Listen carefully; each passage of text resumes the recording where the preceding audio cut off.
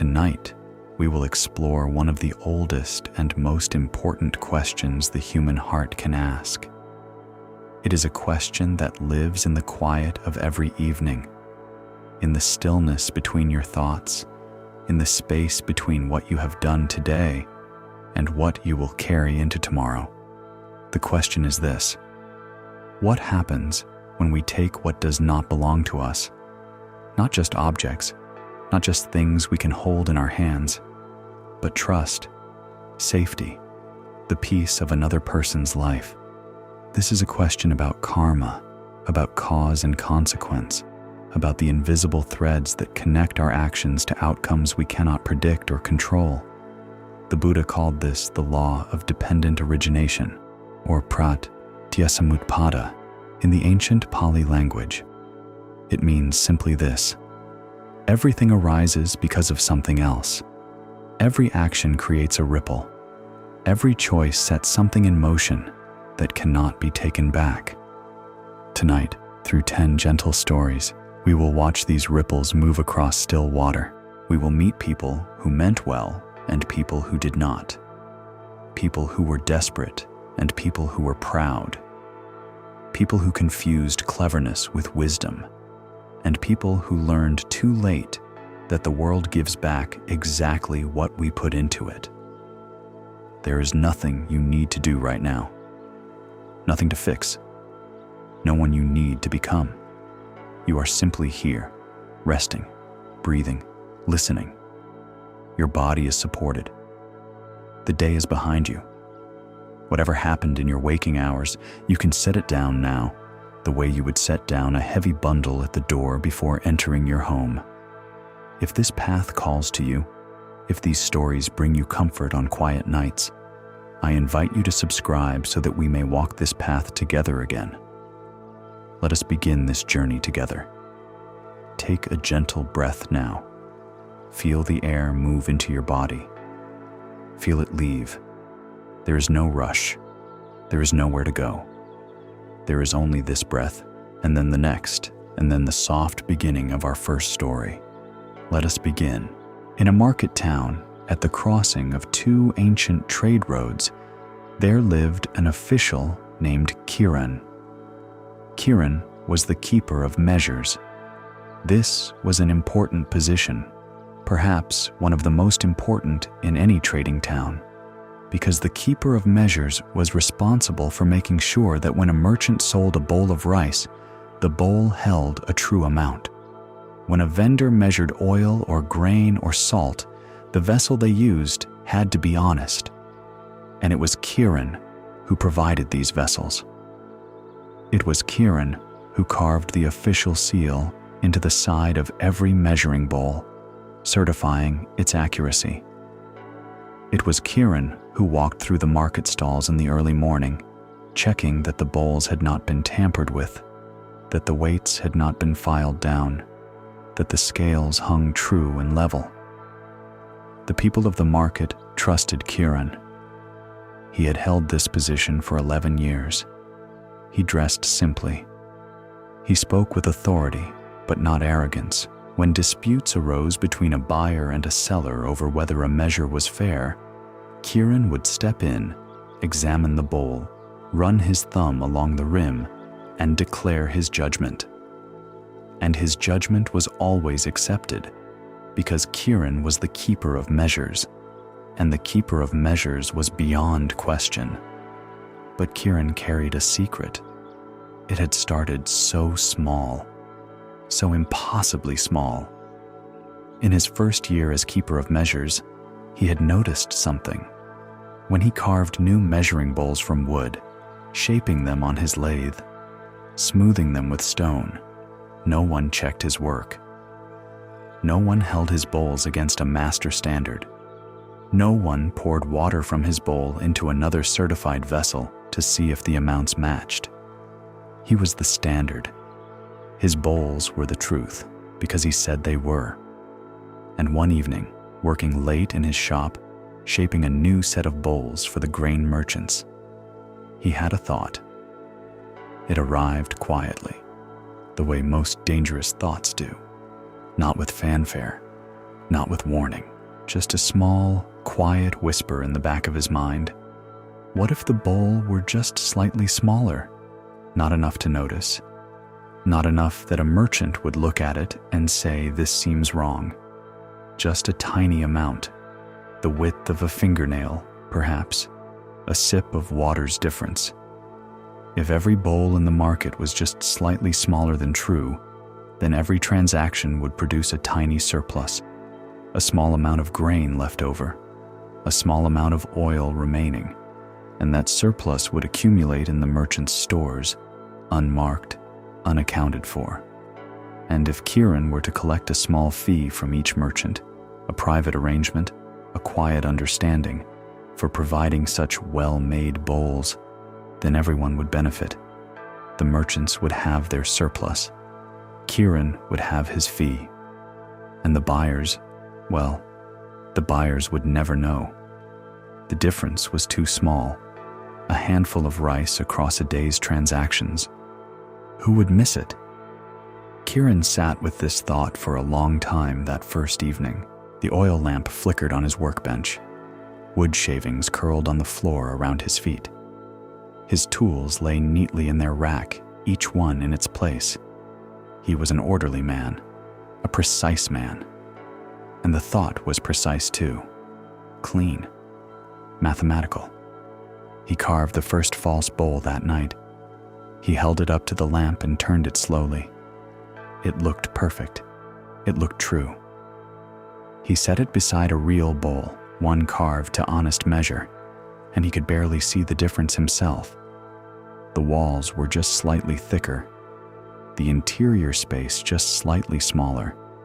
The eye could not detect it. The hand, lifting it, could not feel it. Only water or grain, poured carefully from one to the other, would reveal the secret, and no one would ever do that, because no one questioned the keeper of measures. That was 11 years ago. Let us pause here for a moment. Feel your breath moving gently, in and out, like a tide that knows its rhythm without being told. Your body is settling deeper now, your shoulders releasing. There is nothing you need to do with this story except listen.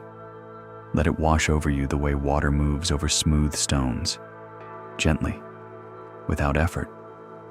Now, over those 11 years, Kieran had replaced every measuring bowl in the market. Slowly, carefully, one at a time. When a bowl cracked or wore thin, he would replace it. When a new merchant arrived in town, Kieran would provide them with bowls from his workshop, always with the same small difference, always with the same invisible theft. He did not think of it as theft. This is important to understand. In Kieran's mind, he was providing a service. He was maintaining order. He was keeping the market running smoothly. And his fee, his quiet collection from the merchants who understood the arrangement, well, that was simply how things worked. Everyone did something like this. Everyone found their small advantage. He was no different from the tax collector who rounded up, or the landlord who charged for repairs never made. This is what Kieran told himself at night when the thought of what he was doing rose up from the back of his mind like smoke from a banked fire. He told himself that it was small, that it was normal, that everyone did it. But not everyone did it, and it was not small. Over 11 years, across hundreds of merchants, through thousands and thousands of transactions, the false measure had stolen from every person who ever bought anything in that market. Every mother who purchased rice for her children. Every old man who bought oil for his lamp. Every traveler who stopped for supplies. Every farmer who traded grain for cloth. Each one had received slightly less than they paid for. Each one had been cheated by a difference too small to see, but too real to deny. Kieran's house grew comfortable, not lavish. He was too careful for that, but comfortable. Good cloth on the beds, meat with the evening meal, new sandals for his children each season. His wife did not ask where the money came from. She assumed her husband's government position paid well enough, and in a way, it did. It paid everything Kieran took from it.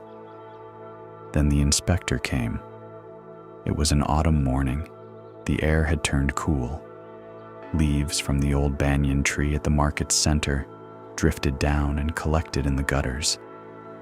Kieran was making his rounds, walking past the stalls, nodding to the merchants, checking bowls he knew were false, pronouncing them true. It was his morning ritual, his performance. He noticed the stranger standing near the cloth merchant's stall. A tall man, thin with careful eyes. He wore simple traveling clothes, a brown robe dusted from the road, sandals worn at the heel. He carried a small wooden case under one arm. He was watching, not buying, not browsing, just watching. Kieran felt something tighten in his chest. He did not know this man. He did not know what was in that wooden case. But something about the way the stranger watched, the way his eyes moved from stall to stall, from bowl to bowl, from scale to scale. Something about that careful attention made Kieran's mouth go dry. The stranger was a royal inspector. He had been sent from the regional capital following complaints, not about Kieran specifically, not about the bowls, simply routine complaints from travelers who felt they had been shortchanged, who said the measures in this particular market seemed off, who could not prove anything but felt, in the way that honest people feel such things, that something was wrong. The wooden case contained a set of master standard measures, certified by the Royal Weights Office, carved from dense heartwood and sealed with the king's mark. True measures, honest measures. And when the inspector opened that case and began comparing, bowl by bowl, stall by stall, the truth emerged like a body rising from still water. Every bowl was false, every single one. The inspector poured grain from Kieran's bowls into his own standards and watched the level fall short. Again and again, stall after stall, the same small difference, consistent, precise, unmistakable. This was not accident. This was not wood warping with age or wear changing the shape. This was deliberate. This was designed. Kieran watched from across the market. He watched the inspector's face change from routine attention to sharp focus. He watched the inspector call for the town magistrate. He watched the merchants begin to gather, their faces shifting from curiosity to confusion to anger. He watched the inspector hold up one of his false bowls beside a true standard, and even from across the market, even from 20 paces away, he could see what he had always known. The difference, the theft, the lie he had carved into wood and certified with his seal. He thought about running. For one wild, desperate moment, he thought about turning and walking away, out of the market, down the road, into the countryside, disappearing. But where would he go? His family was here. His home was here. His name was here. And his name was already ruined. He could see it in the faces turning toward him, one by one, like flowers turning toward a dark sun. They came for him before noon. The punishment was public. This too is important to understand. It was not hidden in a back room or settled with a fine paid quietly. It was conducted in the market square, in the same space where Kieran had walked each morning pronouncing false bowls true. He was tied to a post near the banyan tree. The entire market watched. The merchants he had conspired with stood among the crowd, their eyes down, hoping not to be recognized, hoping their own small part in this would be forgotten. Some of them would be dealt with later. But Kieran was the source. Kieran was the standard, and the standard had been false. He was whipped. The leather strips left red lines across his back that would become white scars he would carry until the day he died. But the physical pain was not the worst of it. The worst was the word. The word the magistrate spoke before the punishment began. The word that was entered into the town records beside Kieran's family name. Thief. His children would carry that word. His grandchildren would carry it. In a world where family reputation was the foundation of every transaction, every marriage, every opportunity, that single word was heavier than any punishment the whip could deliver. This story shows us the nature of systematic dishonesty. Kieran discovered that a small theft, repeated 1,000 times, is not a small theft. It is a vast theft distributed so thinly that no single victim feels the full weight of it. But the weight is real. The grain is real. The oil is real. The trust is real. And when the truth emerges, as it always does, the accumulated weight falls on the thief all at once. Buddhism teaches that karma is not punishment from the outside. It is consequence from the inside. Kieran's actions created a structure, an architecture of dishonesty, and that structure was unstable from the moment he carved his first false bowl. It did not need an inspector to make it unstable. It was unstable by nature. The inspector simply revealed what was already true. The Buddha said, "You stole from 1,000 hands, and one hand of justice took everything." When we take from many, even a little from each, we are not protected by the smallness of each theft. We are exposed by the vastness of their sum. When we build our comfort on the invisible losses of others, we build on sand that will shift beneath us when the season changes. Let us rest here for a moment. Notice your breath. Feel the gentle rise and fall of your body.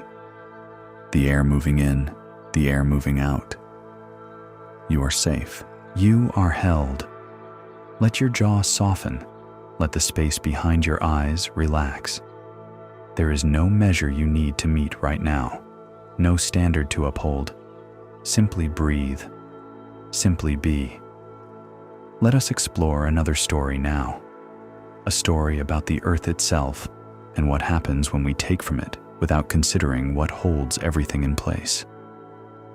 In a river village, in a green valley where the monsoon rains came heavy and warm each summer, there lived a potter named Dinesh. Dinesh was known throughout 3 villages for the quality of his clay work. His water jugs kept water cool in the hottest months. His cooking pots distributed heat evenly over the fire. His storage vessels were sealed so well that grain kept inside them stayed dry through the entire rainy season. People came from distant towns to buy from Dinesh, and he was proud of his work, rightfully proud. His hands knew clay the way a musician's hands know their instrument. By feel, by instinct, by years of intimate practice. The secret to Dinesh's pottery was his clay. He dug it himself from the riverbank, from a particular spot where the river bent sharply and deposited fine sediment in thick, smooth layers. This clay was different from the clay found in other places. It was dense but workable. It held its shape on the wheel without cracking. It fired evenly in the kiln, neither too hard nor too soft. It was, Dinesh often said, the finest clay in the region, perhaps the finest anywhere.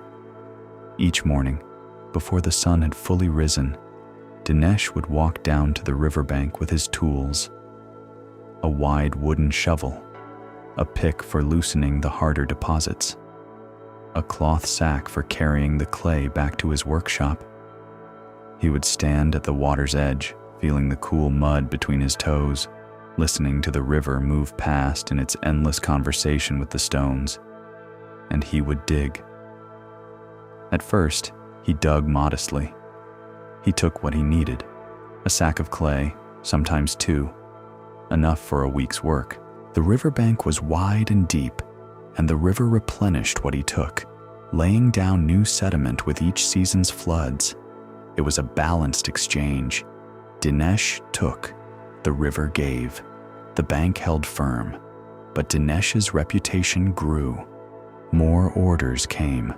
Merchants from the trade roads wanted 50 water jugs, 100 storage pots, sets of fine dining vessels for wealthy households, and each order required more clay. And the best clay, the clay that made Dinesh's pottery exceptional, came from that one bend in the river. So Dinesh dug deeper. He dug wider.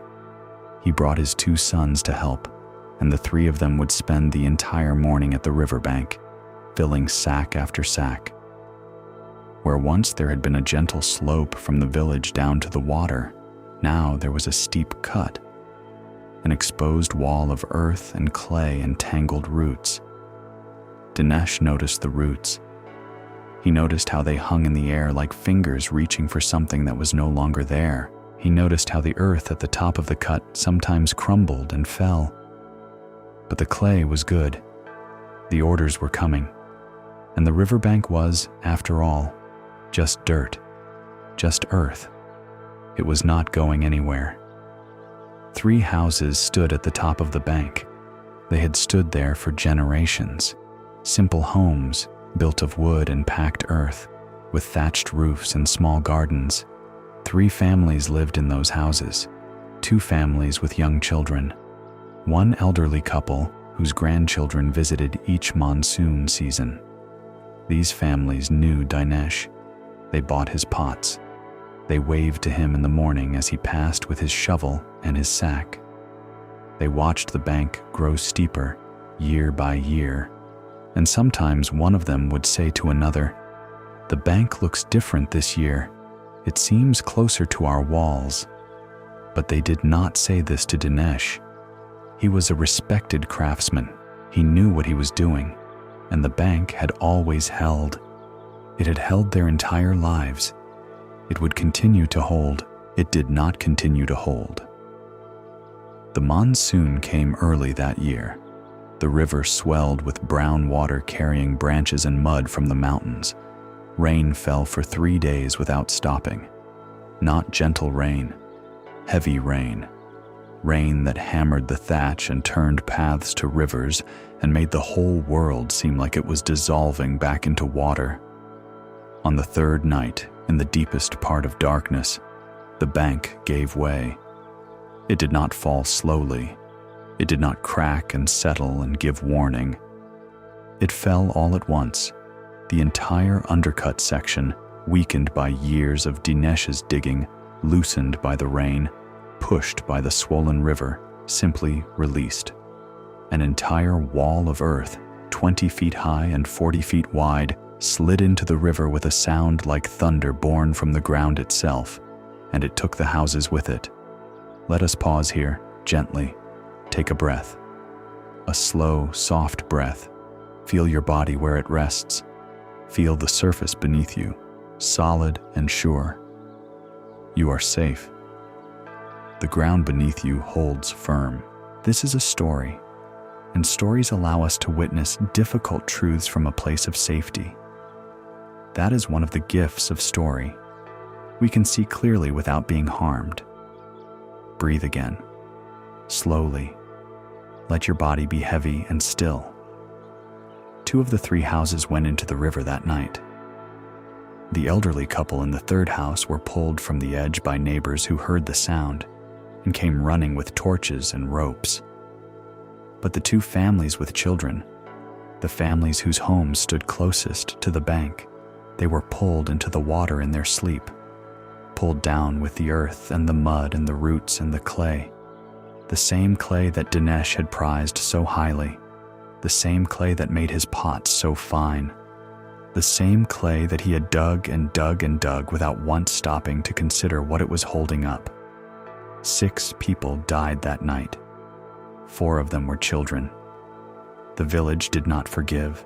There was a gathering, not a trial in the formal sense, but a gathering of everyone who remained, standing in the rain beside the raw wound in the earth where the bank had been, looking down at the brown river still churning with debris.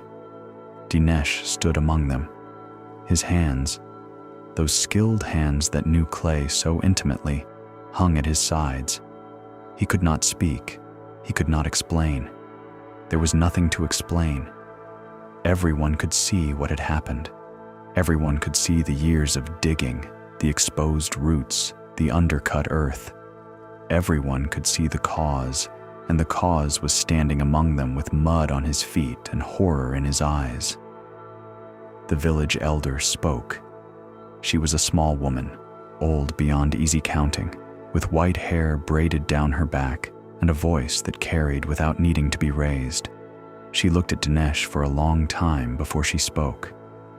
"You dug wealth," she said, "and buried people. Now your freedom is buried with them."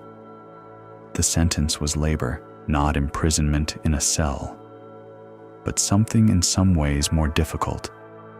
Dinesh was bound to serve the surviving family, the elderly couple from the third house, for the rest of his life. He would work their land. He would repair their home.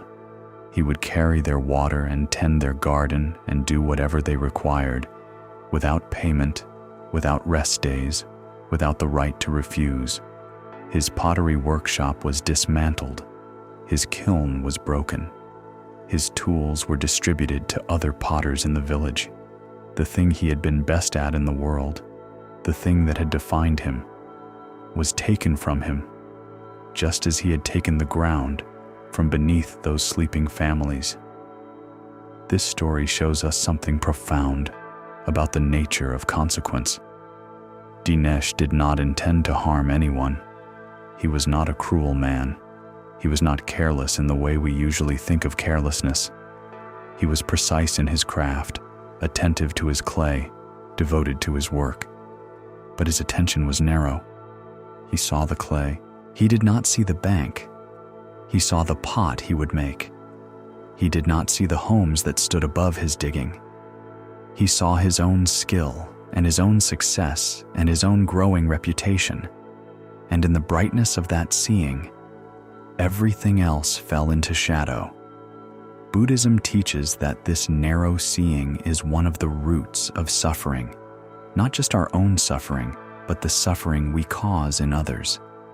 The Buddha spoke of interdependence, the truth that nothing exists in isolation. The clay was not just clay, it was the riverbank. The riverbank was not just earth, it was the foundation of homes. The homes were not just structures, they were the shelter of families. The families were not just people, they were the living heart of the village, everything connected, everything depending on everything else. When we extract from the world, whether we take clay or time or trust or attention, we must ask what our taking is connected to. What does this hold up? What depends on this being here? What will fall if I remove it? Dinesh never asked these questions, not because he was evil, but because he was focused on the wrong thing. He was focused on what he could gain, not on what held everything together. Let us rest again here. Feel the weight of your body. Feel how the surface beneath you holds you without effort, without strain. It simply supports you. This is what the earth does. This is what the ground does. It holds. Let yourself be held now. Let your breathing slow. Let your thoughts soften like clay in warm water. There is nowhere you need to go, nothing you need to carry. Simply rest. Let us explore a third story now, a story about silk and speed and the hidden cost of cruelty to small, quiet lives. In a region known for its mulberry trees and its fine cloth, there lived a silk farmer named Yash. Yash had grown up among the silkworms. His mother had kept them before him, and her mother before her. He knew their ways as intimately as he knew his own breathing. He knew that the silkworms fed on mulberry leaves and nothing else. He knew that they ate for weeks, growing fat and pale, their bodies rippling as they moved across the feeding trays. He knew that when they were ready, they would begin to spin.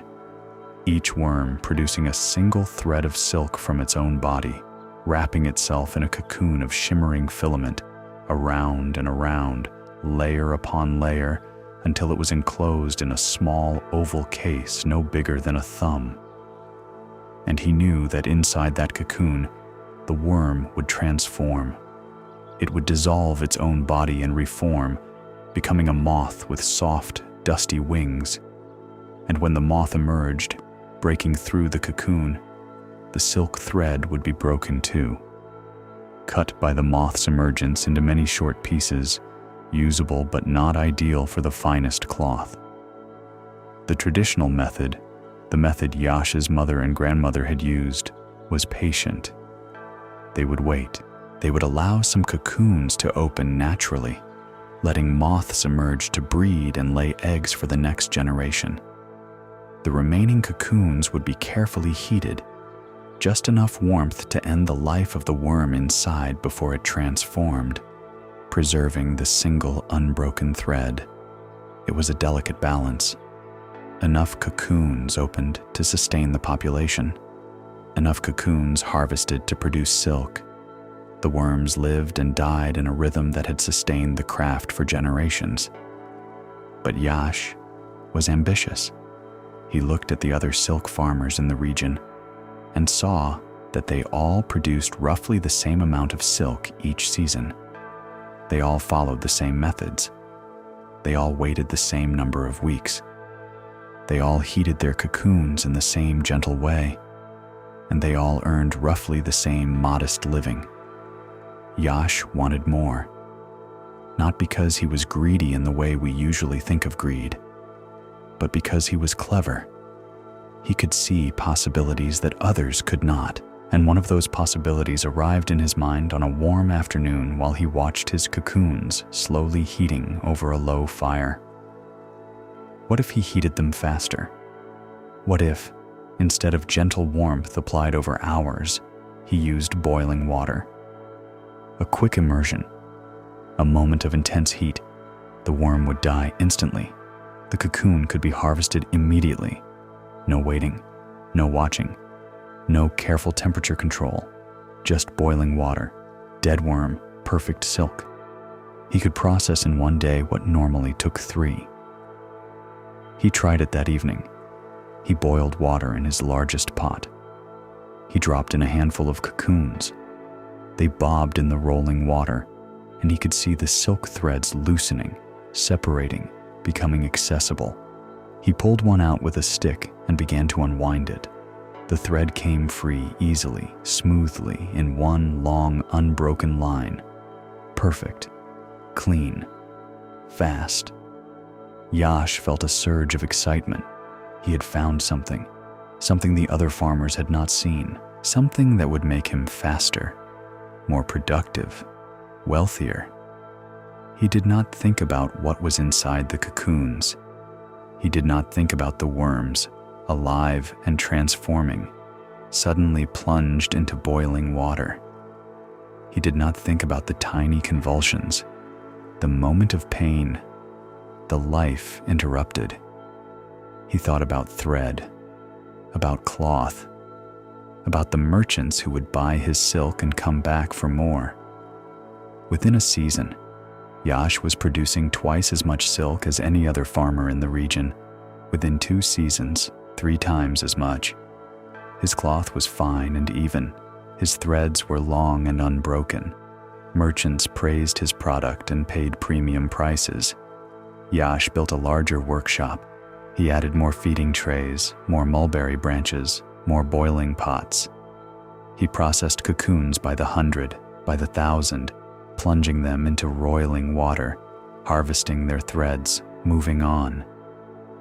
But something began to change in the region. The other silk farmers noticed it first. Their worm populations were declining. Each generation seemed smaller than the last. Fewer eggs hatched. Fewer worms survived to spinning age. The mulberry leaves were the same. The weather was the same. The methods were the same. But the worms were fewer. Season after season, fewer. No one connected this to Yash at first. Why would they? He was simply a successful farmer. His operation was separate from theirs. His worms were his worms.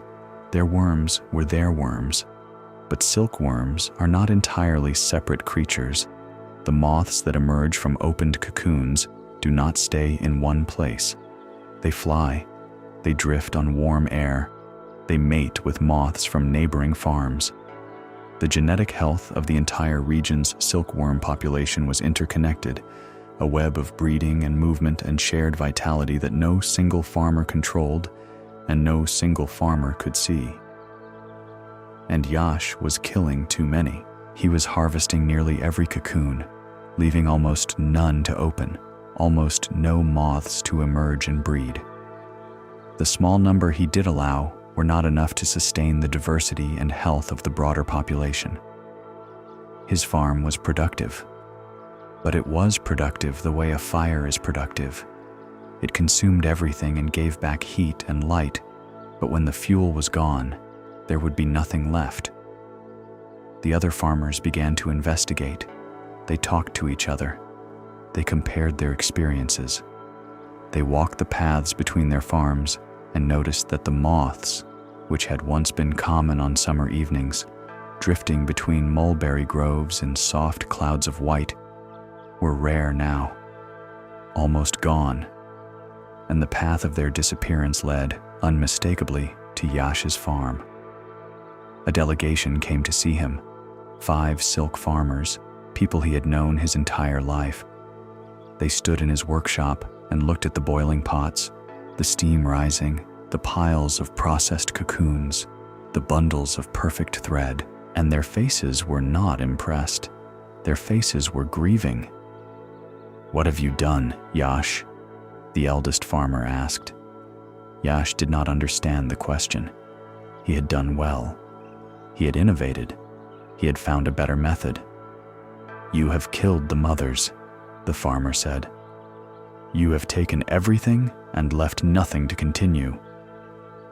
The silk merchants heard about it next. Word traveled along the trade roads, as it always does, and the merchants, who depended on the entire region's production, not just one farm's output, understood immediately what Yash's method meant. If the worm population collapsed, there would be no silk. Not just from Yash, from anyone. For years, perhaps. The natural cycles that sustained the craft would need time to recover, if they could recover at all. The merchants boycotted Yash, not out of moral outrage, though some of them felt that too, out of practical necessity. Supporting Yash meant destroying the source of their livelihood. It was that simple, that direct, that clear. Within one season of the boycott, Yash had silk he could not sell. Within 2 seasons, his own worm population had dwindled to almost nothing, because he had treated his cocoons the same way he treated the region's future, as something to consume rather than sustain. His boiling pots sat empty. His feeding trays gathered dust.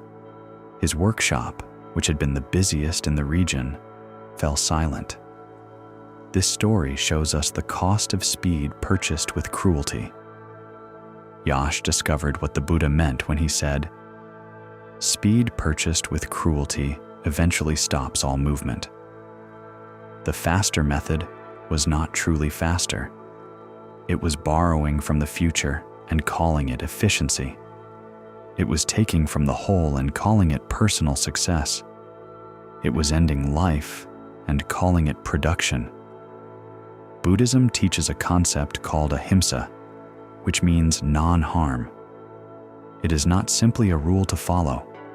It is a recognition of how things actually work. When we harm the web of life, even in small and invisible ways, even in ways that seem to affect only worms too small to name, we harm the web that holds us too. We are not separate from the silkworm. We are not above the moth. We are part of the same system, breathing the same air, depending on the same cycles of birth and growth and renewal. When we choose methods that harm life's natural process, We may see immediate results. We may feel clever. We may count our gains. But the consequences move outward in circles we cannot see, touching lives we did not consider, disrupting balances we did not know existed. And eventually, those circles return to us. Let us pause now. Let us breathe. Feel the air entering your lungs. Feel it nourishing you. Every breath you take is part of a cycle. The air moves in, the air moves out. It goes back into the world and becomes part of something else. A tree breathes it. A cloud carries it. A distant ocean absorbs it. You are part of this web. You always have been. Let your body soften. Let your breath slow. You are held by the same world that holds the silkworm, the same world that holds the river, the same world that holds the market and the village and the potter's wheel and the measuring bowl. You are part of all of it, and all of it is at rest now. Rest with it. Let us explore one more story before we travel further into the night. This is a quieter story, a story about a single man and a single lie, and how that lie, repeated, became a cage he could not escape. In a farming village at the edge of a wide, flat plain, there lived a man named Ajay. Ajay was poor. This is not a judgment. It is simply a fact, the way the sky is blue or the river runs downhill. Ajay had a small plot of land, barely enough to feed his wife and 2 daughters. His soil was thin. His tools were old. His ox was borrowed each planting season from a neighbor who asked only for a share of the harvest in return. Ajay worked hard. He worked from the first gray light of morning until the stars appeared. He worked until his hands cracked and his back ached and his eyes burned from the dust. But the land gave what the land gave, and some years it gave very little. One such year, the year that would change everything, the rains came late and left early. The seedlings that Ajay had planted with such care, pressing each one into the earth with his thumb, watering them from a clay jug his wife carried from the well, those seedlings withered. They turned brown at the edges. They drooped. They died. Ajay stood in his field and looked at what remained. It was not nothing. A few plants had survived near the irrigation ditch. A thin, scraggly harvest, enough to feed his family for perhaps 2 months, not enough to carry them through the dry season, and not nearly enough to repay his debt. Because Ajay had borrowed seed grain, he had borrowed it from the village headman, a prosperous farmer named Gopal who owned the largest house in the village and kept his granary stocked through good years and bad. Gopal was not unkind. He lent seed grain to poor farmers regularly, understanding that their success was the village's success, but he expected repayment. Double the amount borrowed, returned after harvest. This was the arrangement. This was the promise Ajay had made, standing in Gopal's courtyard with his hat in his hands, his voice steady and certain. "I will return double after harvest," Ajay had said. And he had meant it. He had believed it. The rains would come. The crop would grow. The harvest would be generous, as it sometimes was. He would repay Gopal and have enough left over for his family, and perhaps, if the gods were kind, a little extra to set aside. But the rains did not come, and now Ajay stood in his failing field with a debt he could not pay and a promise he could not keep. He should have gone to Gopal. He should have walked to the headman's house, stood in his courtyard again, and said the simple, honest, difficult words, "My crop has failed. I cannot repay you. I need help." Gopal would have understood. He had seen failed crops before. He had forgiven debts before. He was a practical man who knew that a farmer who is destroyed by debt cannot farm next year, and a farmer who cannot farm next year cannot repay anything ever. Forgiveness was not just kindness. It was good business. But Ajay did not go to Gopal. He did not speak those simple, honest, difficult words, and the reason he did not speak them is the heart of this story. He was ashamed, not ashamed of the failed crop. That was weather. That was fate. That was beyond his control. He was ashamed of being seen as a man who could not keep his promise. He was ashamed of standing in Gopal's courtyard and admitting failure. He was ashamed of the look he imagined on the headman's face, the pity, the disappointment, the quiet recalculation of Ajay's worth as a man, as a farmer, as a member of the village. Pride. That is what held his tongue. Not the loud, boasting pride of a wealthy man, the quiet, desperate pride of a poor man who has nothing left but his word. Ajay's word was the only valuable thing he owned, and he could not bear to break it. So he did something else, something that seemed, in the desperate logic of that moment, like a solution. He borrowed money from a merchant in the next village. He used that money to buy grain from a third village, and he brought that grain to Gopal's courtyard and presented it as his harvest repayment. Double the amount borrowed, as promised. Gopal accepted it without question. Why would he question it? Ajay had always been honest. The grain looked like grain. The amount was correct.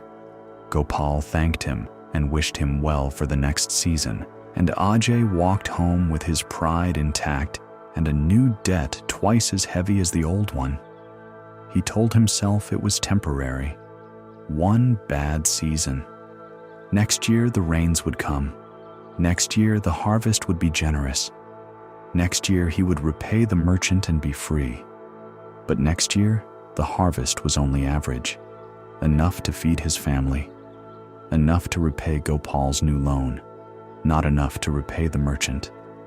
So Ajay borrowed again, from a different source this time, a moneylender in the market town who charged even higher rates, and with that borrowed money, he repaid the merchant, and the cycle continued, year after year, debt upon debt, lie upon lie, each one small, each one necessary to cover the last, each one pulling him deeper into a web he had woven himself, thread by thread, from a single moment of shame in a failing field. His wife, Priya, watched. She was a quiet woman, observant, practical. She saw the new debts arriving. She saw the stress in her husband's face, the way he lay awake at night staring at the thatch above their bed, the way his hands trembled when he counted their remaining grain. She asked him once, twice, 3 times, what was wrong? Nothing, he said each time. Everything is fine.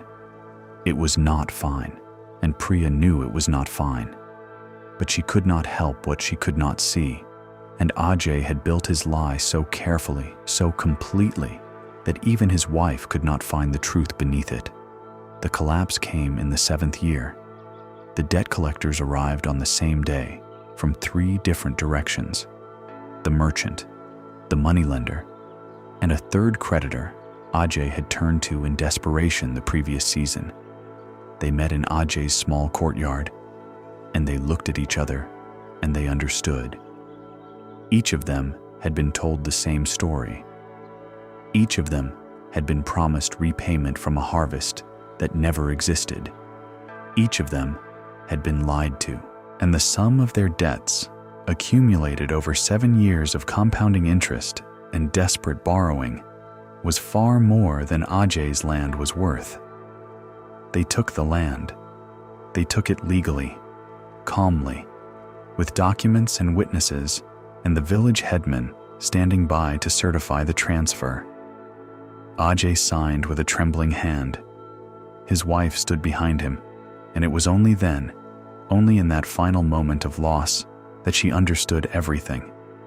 The whole structure of lies, the whole architecture of hidden failure, 7 years of pretending, 7 years of covering one hole by digging another. 7 years of choosing pride over truth, shame over help, silence over the single honest sentence that would have changed everything. Priya spoke. She spoke clearly, without anger, without blame, with the terrible clarity of someone who sees the entire shape of a disaster at once. One honest failure, she said, would have brought help. 10 lies brought ruin. Ajay stood in the courtyard of what was no longer his home and heard his wife's words and knew they were true. One honest failure. One moment of standing before Gopal and saying, "My crop has failed." One moment of vulnerability. One moment of trust that the world would not destroy him for being human, for being imperfect, for being a farmer whose rains did not come. That one moment, that single honest breath, would have cost him nothing but his pride. And his pride, which he had protected so fiercely, so desperately, for 7 years, had cost him everything else. This story shows us the terrible weight of hidden failure. Ajay discovered that dishonesty does not solve problems. It transforms them. It takes a temporary loss and makes it permanent. It takes a single failure and multiplies it into 100 failures, each one hidden inside the last, like boxes nested within boxes, growing smaller and smaller until there is no room left for anything but the lie itself. Buddhism teaches that honesty is not just a moral virtue, it is a practical necessity. The Buddha called right speech one of the 8 essential practices of a wise life. And right speech does not mean saying pleasant things.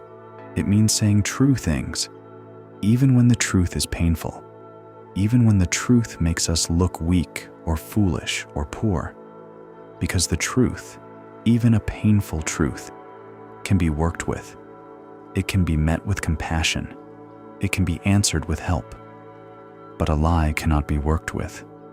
A lie can only be covered with another lie, and another, and another, until the weight of all those lies collapses everything beneath them. When we hide our failures to preserve our pride, we do not preserve anything. We only delay the destruction and ensure that when it comes, it will be total. Let us rest now. Let us simply breathe. Feel your body settling deeper. Feel the gentle pull of gravity, not as a burden, but as an embrace. The earth holds you. It asks nothing in return. Simply rest. Notice your breath growing slower.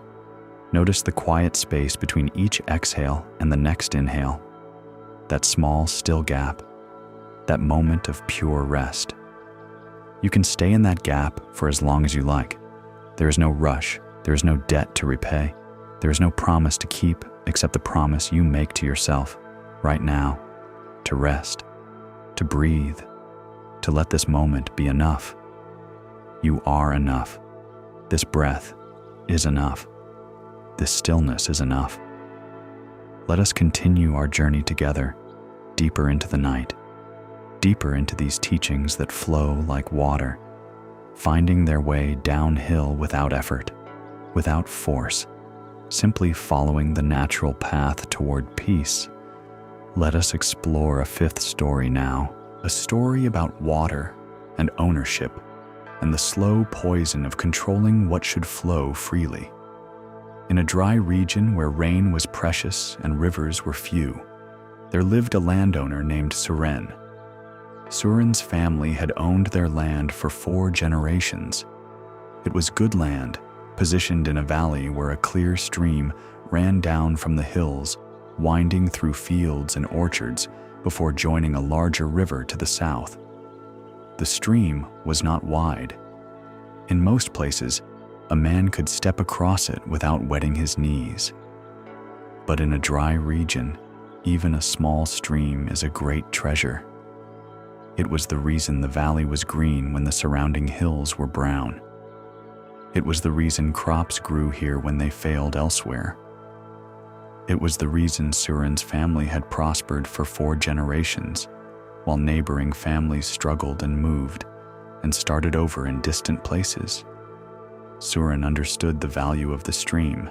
He understood it the way a merchant understands the value of gold, not as something beautiful or miraculous, but as something that could be measured, controlled, and leveraged. Below Suren's land, further down the valley, lived 11 farming families. These families had worked their plots for as long as anyone could remember. They grew rice in terraced paddies. They kept small vegetable gardens. They raised a few animals each. Their lives were modest and their needs were simple, and the single most important thing in all of their lives was the stream that flowed down from the hills through Suren's land and into their fields. For generations, this had not been a problem. The stream flowed. The water reached everyone. Suren's family had always understood, in the unspoken way that communities understand such things, that the water was not theirs alone. It passed through their land, yes, but it did not belong to them any more than the wind belonged to the man whose house it blew past first. But Suren saw things differently. He had traveled. He had visited cities where water was bought and sold. He had seen irrigation systems where gates and channels directed flow with precision, where the man who controlled the gate controlled everything downstream. And he had returned to his valley with ideas. The first thing he built was a small dam. Not a large structure, just a low wall of packed earth and stone across the stream at the point where it entered his property. Behind this wall, water collected in a wide, shallow pool. Suren told the downstream families it was for irrigation efficiency. He said the pool would regulate the flow, preventing floods in the wet season and ensuring steady supply in the dry months. It sounded reasonable. It sounded helpful. Several of the downstream farmers thanked him. But the pool also gave Suren something else: control. With the dam in place, he could regulate how much water flowed downstream and when. He installed a wooden gate in the dam wall. Open the gate, and water flowed freely. Close it, and the pool filled while the stream below ran thin. It was a simple mechanism, a plank of wood in a slot of stone, but it changed everything. At first, Suren used the gate sparingly. He would close it for a day or two when he needed to flood his own fields, then open it again. The downstream families noticed the reduced flow during these periods, but they understood. Farming required water at specific times. They did the same with their own small ditches and channels. It seemed fair. It seemed normal. Then Suren began to close the gate longer. 3 days, then 5, then a week. He always had a reason. His upper fields needed deep soaking. The pool level was low. The dam wall needed repairs and the water had to be held back while he worked. Always a reason. Always temporary. Always explained with the same calm, authoritative tone that made questioning him feel unreasonable. The downstream families adjusted. They rationed their water. They shifted their planting schedules.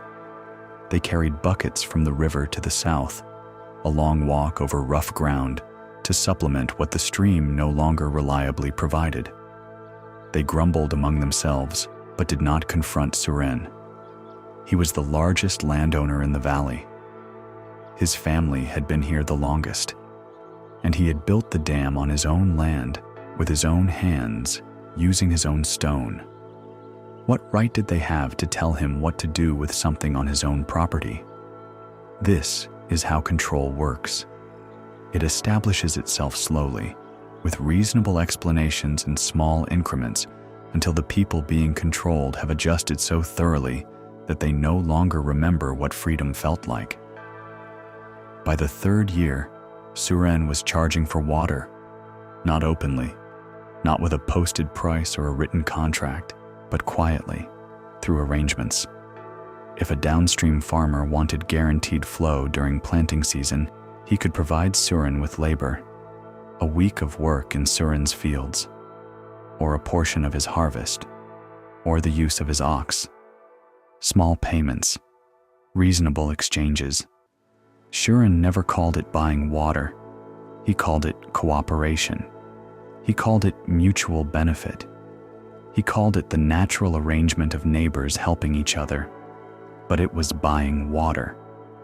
It was paying a man for access to something that had flowed freely for generations. Something that fell from the sky and ran down from the hills and belonged, in any honest reckoning, to no one and everyone. The families paid. What choice did they have? Their crops needed water. Their children needed food. The alternative was to leave the valley, to abandon the land their grandparents had cleared and planted and loved, to start over somewhere else with nothing. So they paid. And Suren grew wealthier, and the stream, which had once been a shared blessing, became a private asset. Let us pause here for a moment. Feel your breath. Feel how it moves through you freely, without cost, without permission needed. The air does not belong to anyone. It moves where it will. It fills every lung without preference. This is how water moves too, when left to its natural course, freely, generously, without discrimination. Breathe deeply now. Let the air fill you completely. Then let it go. There is nothing to hold on to, nothing to dam or gate or control. Simply breathe. Simply receive what is freely given. Now there was one family among the 11 who refused to pay. They were the Mala family, a mother named Devika, her elderly father, and her 3 children. Devika's husband had died 2 years earlier, caught in a flash flood while traveling to the southern market. She was, by any measure, the most vulnerable person in the valley. And she was the one who said no. She came to Suren's house one evening. She stood in his courtyard, which was larger than her entire home, and she spoke without raising her voice. "The stream ran before your family came here," she said. "It will run after your family is gone. You did not make the water. You cannot own it." Suren looked at her. He did not argue. He did not threaten. He simply said, "The gate is on my land. The dam is my construction. I decide what passes through." "Then you have made yourself a thief," Devika said. "You steal what the hills give freely." She left, and the next morning, when she walked to her field, she found the irrigation ditch that carried water from the stream to her paddy dry, completely dry. The stream still flowed past her land, but the small channel that branched off to her field had been blocked during the night. Stones and packed earth, placed carefully, deliberately, at the point where the channel met the stream. On Suren's side of the boundary, her rice died within 2 weeks. Her vegetable garden held on a bit longer, watered by hand from buckets carried from the southern river. But the walk was long and the buckets were heavy, and Devika's elderly father could not help with the carrying, and her children were young. The garden produced a fraction of what it normally would, not enough to see them through the dry season. The other 10 families watched this happen. They watched, and they understood the message. This is what happens when you refuse to pay. This is the cost of resistance. This is the shape of power when it controls what you need to survive. They continued to pay, but something was changing in the valley. Something quiet and slow, like the first cracks in a dam wall.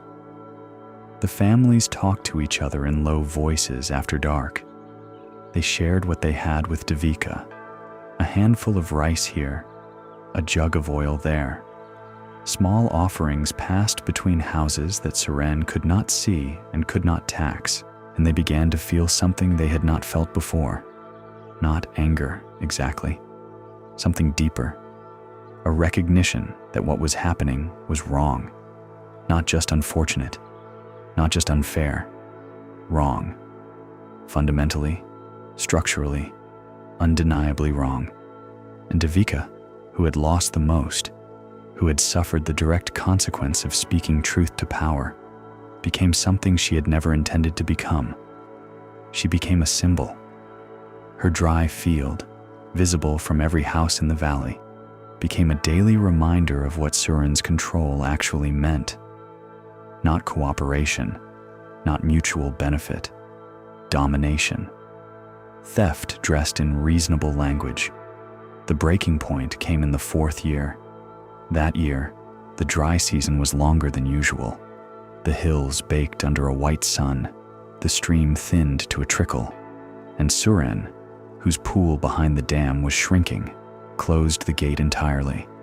Not for a day, not for a week. He closed it and kept it closed.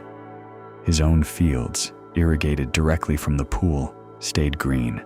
The fields below ran dry, all of them. Not just Devika's, everyone's. The crops failed. All 11 families faced the loss of their entire season's harvest. Children went hungry. Animals grew thin. The elderly suffered in the heat without the cooling shade of green fields, without the moisture in the air that growing plants provide. The valley, which had been green and alive, turned brown and brittle and still. And the 11 families, who had tolerated and adjusted and paid and accommodated for 4 years, finally moved together. They did not attack Suren. They did not tear down his dam in the night. They did something more powerful and more lasting. They walked together, all of them, including Devika and her children and her elderly father, to the regional magistrate's office in the town beyond the hills. And they filed a petition, a legal claim, a formal request for judgment on the question of water rights. The case was heard by a traveling judge who came through the region each season. She was a careful woman who listened more than she spoke, and who had seen, in her years of traveling and judging, every kind of dispute that humans are capable of creating. She came to the valley. She saw the dam. She saw the gate. She saw Suren's green fields and the brown wasteland below them. She spoke to each of the 11 families. She spoke to Suren. She examined documents and boundaries and the course of the stream from its source in the hills to its joining with the southern river. Her judgment was delivered in Suren's own courtyard, with all 11 families present, and her words were these: "Water follows the land, not the landowner. A man may use what flows through his property, but he may not stop what flows to his neighbors. The stream is a shared resource. The dam will be opened. The gate will be removed.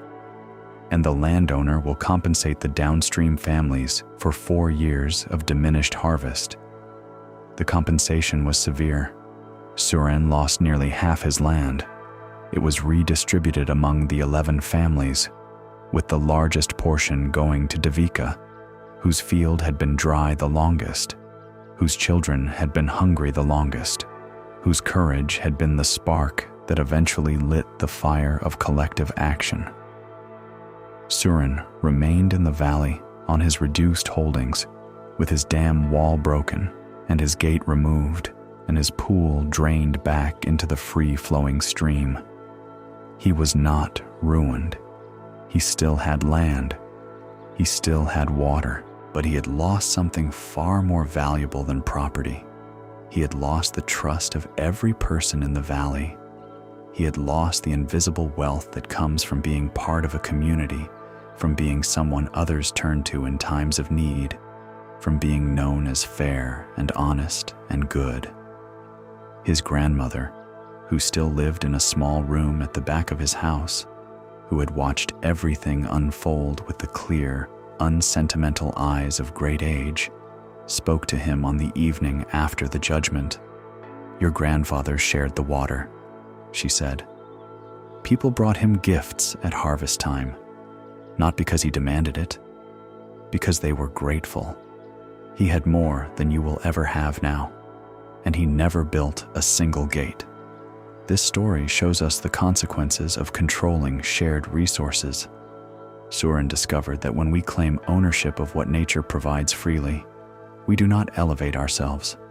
We diminish everything around us. And in diminishing everything around us, we diminish ourselves. Buddhism teaches that grasping, which is called upadana in Pali, is one of the primary causes of suffering. But grasping is not just holding tightly to what we have. It is reaching for what does not belong to us. It is building gates across what should flow freely. It is confusing position with ownership and proximity with right. The Buddha said that clinging to what flows naturally creates suffering for all. Water flows, air moves, seasons turn. Life gives and takes and gives again. When we try to stop this flow, when we try to capture and control and charge for what the world offers freely, we create suffering, not just for others, for ourselves, because the controller is as trapped by the gate as the controlled. Surin could not leave his dam. He could not travel or rest or sleep soundly because the gate required constant attention, constant maintenance, constant vigilance against the very people he was supposed to live among as a neighbor and a friend. When we share freely, we receive freely. When we control and restrict, we become prisoners of our own restrictions. The gate we build to keep others out also keeps us in. Let us breathe now. Let us rest. Feel the air moving freely through your body. No gate, no dam, no restriction, just the natural flow of breath, in and out, like a stream finding its way downhill. Your body knows how to breathe. It does not need your control. It does not need your management. Simply let it flow. Let your shoulders drop. Let your hands rest open. Let your jaw release. Everything that was held tight can soften now. Everything that was dammed can flow. Simply rest. Simply breathe. Simply be. Let us explore another story now. A gentler story. A story about words and the spaces they leave behind, and a woman who learned that what we say about others builds or destroys the world we share. In a hill town known for its weavers and its autumn festivals, there lived a woman named Mira. Mira was not a weaver. She was the wife of a tea merchant, a position that placed her at the social center of the town without requiring her to produce anything at all. Her husband's shop was a gathering place. Men and women stopped there each morning and each afternoon to drink, to rest, to talk. And Mira, who had a quick mind and a quicker tongue, was often at the center of that talk. She was, to be direct about it, a gossip, not a malicious one, or so she believed. She did not invent stories. She did not create lies from nothing. She simply passed along what she heard, adding small observations of her own, connecting one story to another, weaving a tapestry of information that kept her at the center of every conversation and made her company sought after by those who wanted to know what was happening in the town. She told herself she was providing a service. People wanted to know things: who was marrying whom, whose business was struggling, whose children were causing trouble, whose husband had been seen on the road to the next town when he was supposed to be visiting his mother.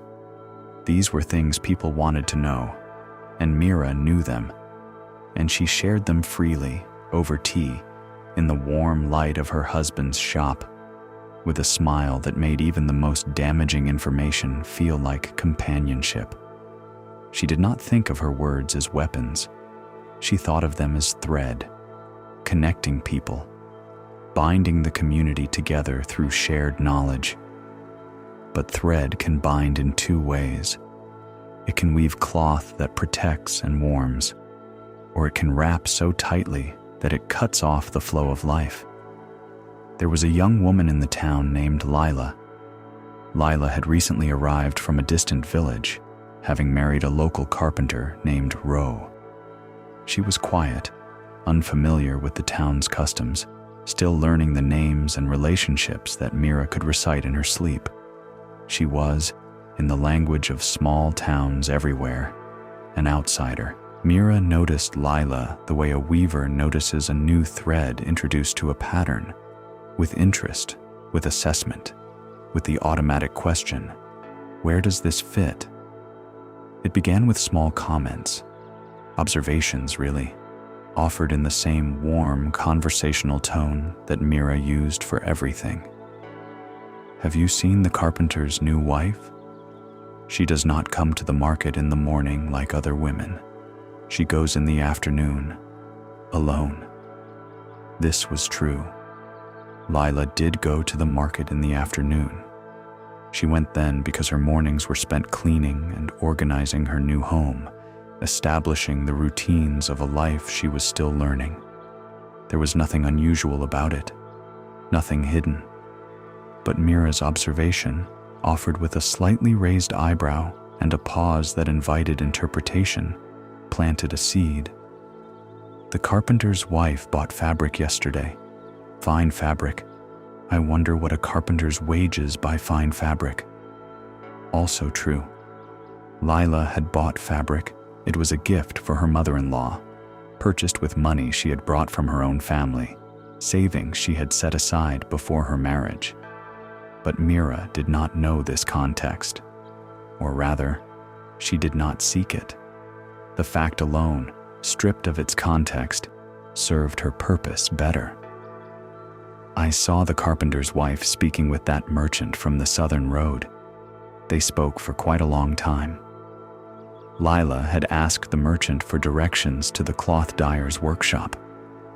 The conversation had lasted perhaps 2 minutes, but in Mira's telling, it became quite a long time, and the absence of further detail allowed the listener's imagination to fill the space with whatever suspicion lived there.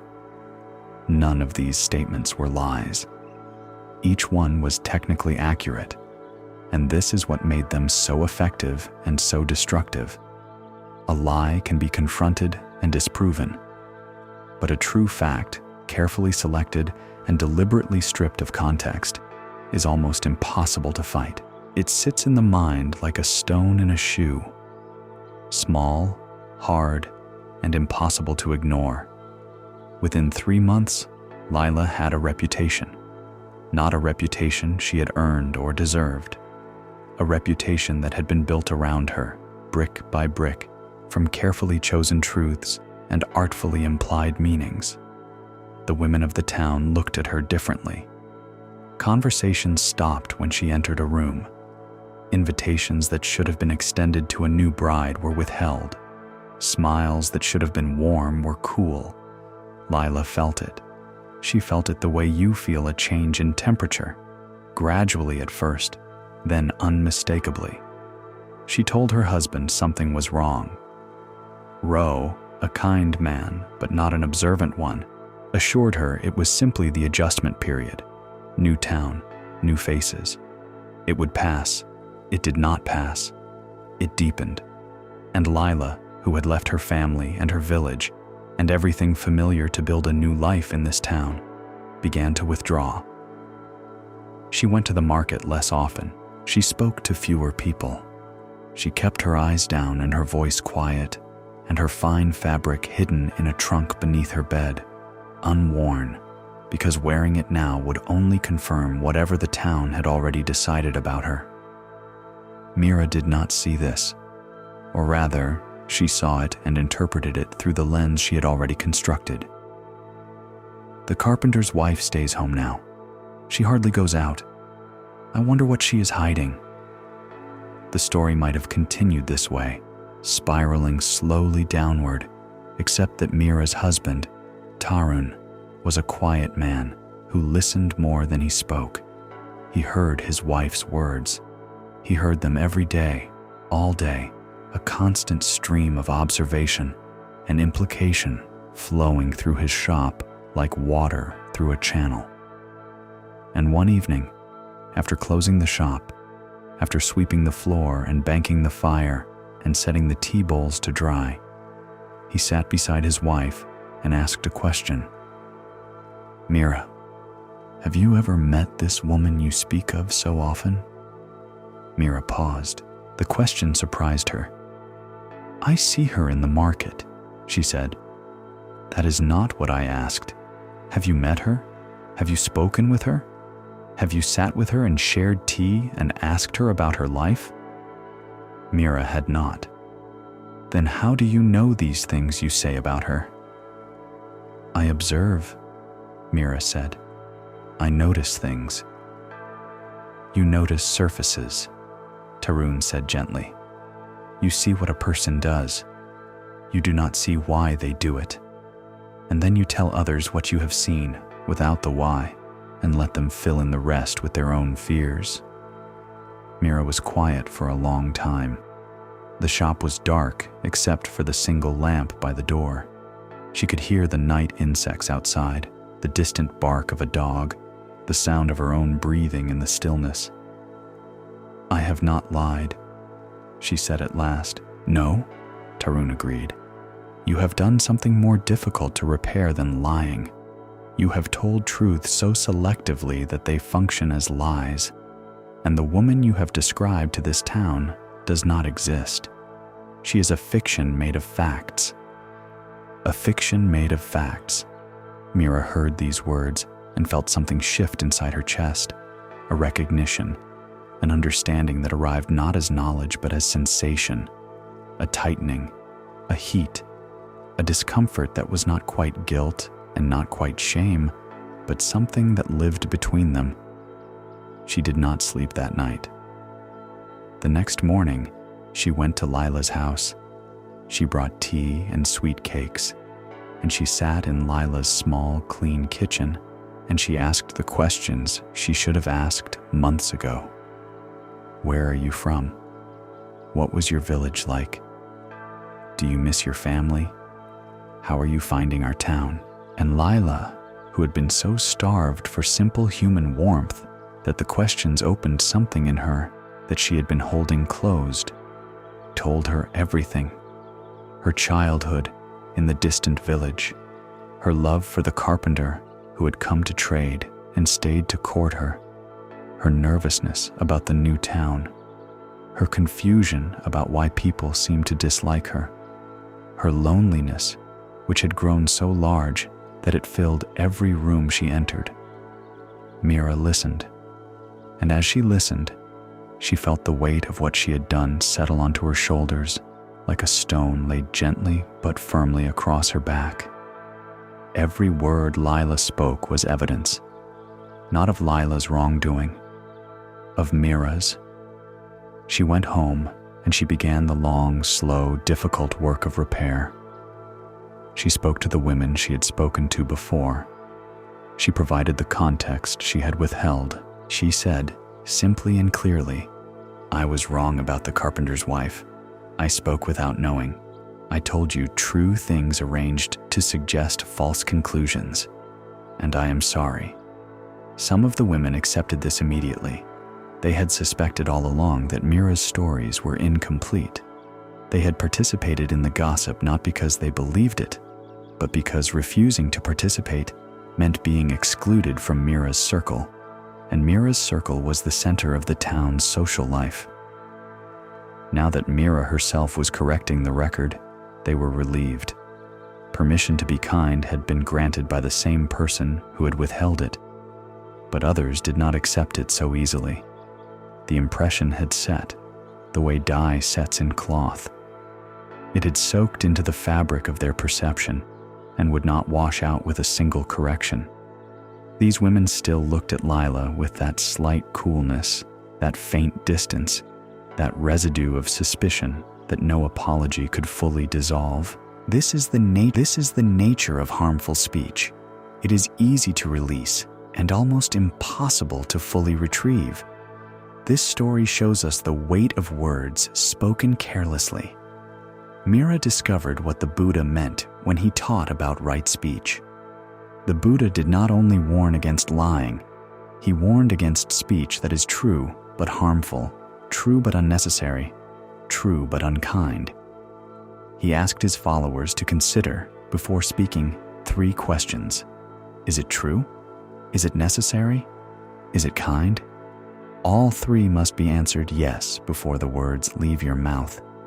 Mira's words were true, but they were not necessary, and they were not kind, and the damage they caused was real, lasting, and only partially repairable.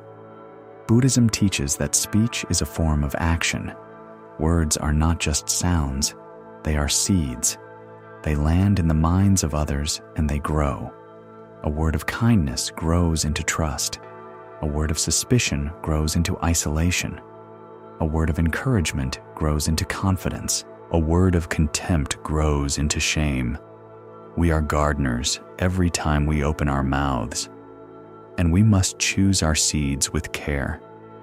When we speak about others, we are shaping their world. We are building or destroying their place in the community. We are weaving them into the fabric of belonging or cutting them out of it. This is an enormous power, and like all enormous power, it must be used with enormous care. Let us pause here. Let us breathe together in the quiet. Feel your jaw soften. Feel your tongue rest gently behind your teeth. Your mouth has no work to do right now, no words to form, no stories to tell. Simply let it rest. Let the muscles of your face relax. Let your eyes be still behind their closed lids. You are held in silence now, and silence, unlike speech, harms no one. Silence is a gift you can give without cost. Silence is a space where healing happens, where understanding grows, where the seeds of past words can be examined gently and without judgment. Rest in this silence. Breathe in this stillness. Let the night hold you the way the earth holds the river. Gently, completely, without effort. Let us explore a 7th story now. A story about patience and seeds, and a farmer who tried to harvest what had not yet grown. In a valley where the soil was dark and rich, where orchards climbed the hillsides in neat rows and the air smelled of blossoms in spring and ripe fruit in autumn, there lived a farmer named Bao. Bao grew fruit trees. This was the tradition of the valley. His father had grown them. His grandfather had grown them. The valley was famous throughout the region for its peaches and plums, its apricots and pears, and the merchants who traveled through each autumn with their carts and their scales knew that fruit from this valley was the finest available anywhere. But fruit trees are slow. This is the fundamental truth that shaped every life in the valley, and it is the truth that Bao could not accept. A peach tree planted from seed takes 7 years to bear its first fruit. 7 years. 7 cycles of rain and sun, of winter dormancy and spring awakening, of roots pushing deeper and branches reaching wider, before a single peach appears on a single branch. And that first harvest is small. A handful of fruit, perhaps, enough to taste, enough to confirm that the tree is true to its variety, that the peaches are sweet and firm and worth the waiting, but not enough to sell, not enough to build a life on. A full harvest, the kind that fills carts and draws merchants, takes 10 years, sometimes 12, sometimes longer, depending on the soil and the weather and the particular stubbornness of the individual tree. This is the rhythm of the orchard. Plant, wait, tend, wait, prune, wait, and eventually, if you have done everything right and the world has been kind, harvest. Bao's father had understood this rhythm. He had planted trees that he knew he would not harvest until his middle age. He had tended trees his own father had planted, harvesting the fruit of another man's patience. And he had planted still more trees for Bao, trees that were saplings when Bao was a child, trees that grew alongside him, year by year, reaching maturity just as he reached adulthood and took over the orchard. This is how the valley worked. Each generation planted for the next. Each generation harvested what the previous generation had sown. It was a system built on trust, on the faith that the future would arrive, and that someone would be there to receive what had been given. But Bao was impatient. He looked at the merchants who came each autumn, and he saw their wealth, their fine clothes, their well-fed horses, their pouches heavy with coin. And he looked at his own life, the early mornings, the aching back, the constant tending of trees that produced abundantly but briefly, only a few weeks of harvest each year. And he wanted more, not just more fruit, more speed, more results, more now. He had heard stories from travelers about methods used in distant regions, techniques for forcing trees to produce earlier, to bear more heavily, to fruit out of season. He listened to these stories with the hunger of a man who has been told that the slow, patient way is not the only way. One technique in particular captured his attention, a method of extreme pruning combined with heavy feeding. The idea was simple. Cut the tree back severely each year, removing most of its natural growth, its leafy branches, its spreading canopy. Then feed the roots with concentrated fish meal and bone ash, forcing all of the tree's energy into producing fruit rather than growing wood and leaves. The tree would bear earlier. It would bear more heavily. It would produce fruit on young wood that would normally take years to develop. It sounded like a miracle.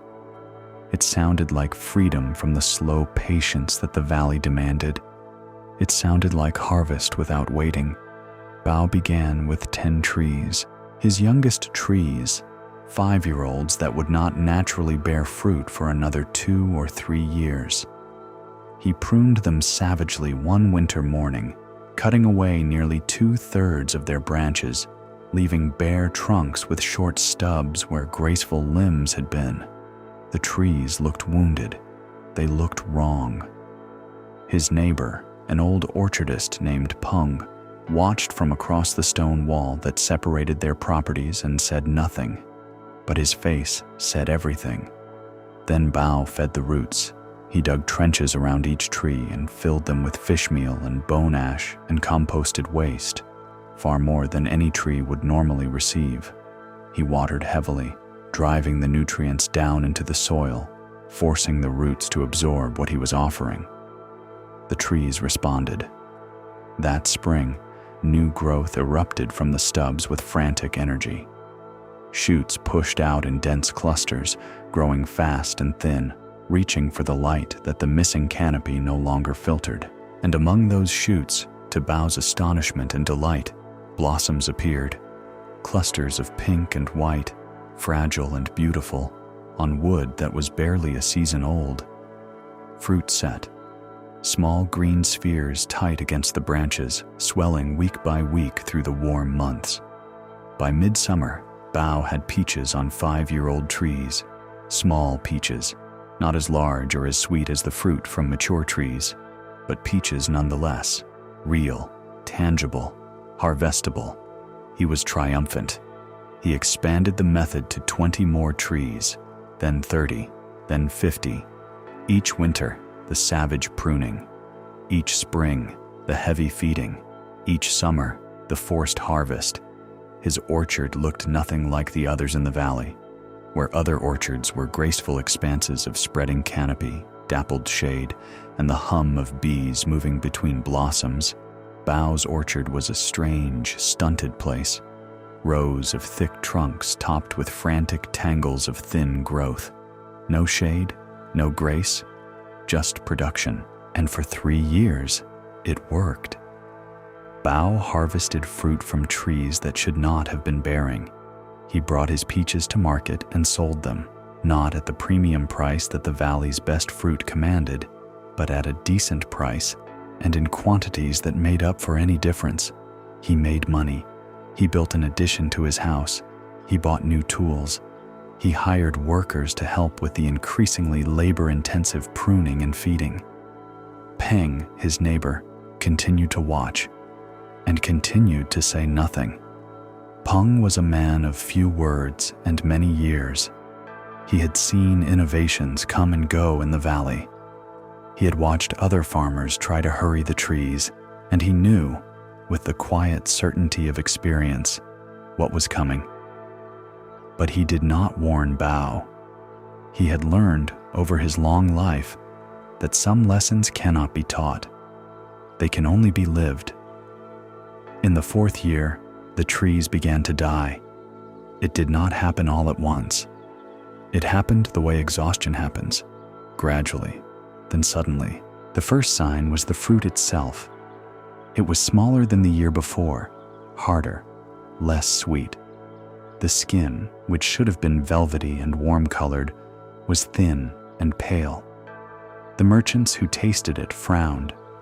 They offered lower prices. They bought less. Then the branches began to crack. The thin, forced growth that had produced so abundantly was weak. It had no heartwood, no structural strength. Branches snapped under the weight of their own fruit, or broke in moderate winds that the old, spreading canopies would have absorbed without notice. Bao propped the branches with stakes. He tied them with rope. His orchard became a tangle of supports and bindings, wood held up by wood, a structure maintained entirely by external force. Then the roots began to fail. The heavy feeding, year after year, had done something terrible to the soil.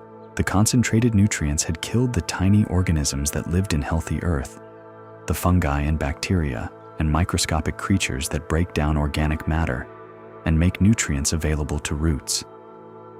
The soil around Bao's trees was dead, not barren in the obvious way, the way desert sand is barren, dead in the invisible way, sterile, lifeless, unable to support the complex chemistry that a living tree requires. The trees dropped their leaves in midsummer, months before autumn. They stood bare and gray in the hot sun, their branches like bones, their trunks swollen and soft, where rot had entered through pruning wounds that never properly healed. One by one, they died. Not from disease, not from drought, not from any external cause. They died from exhaustion.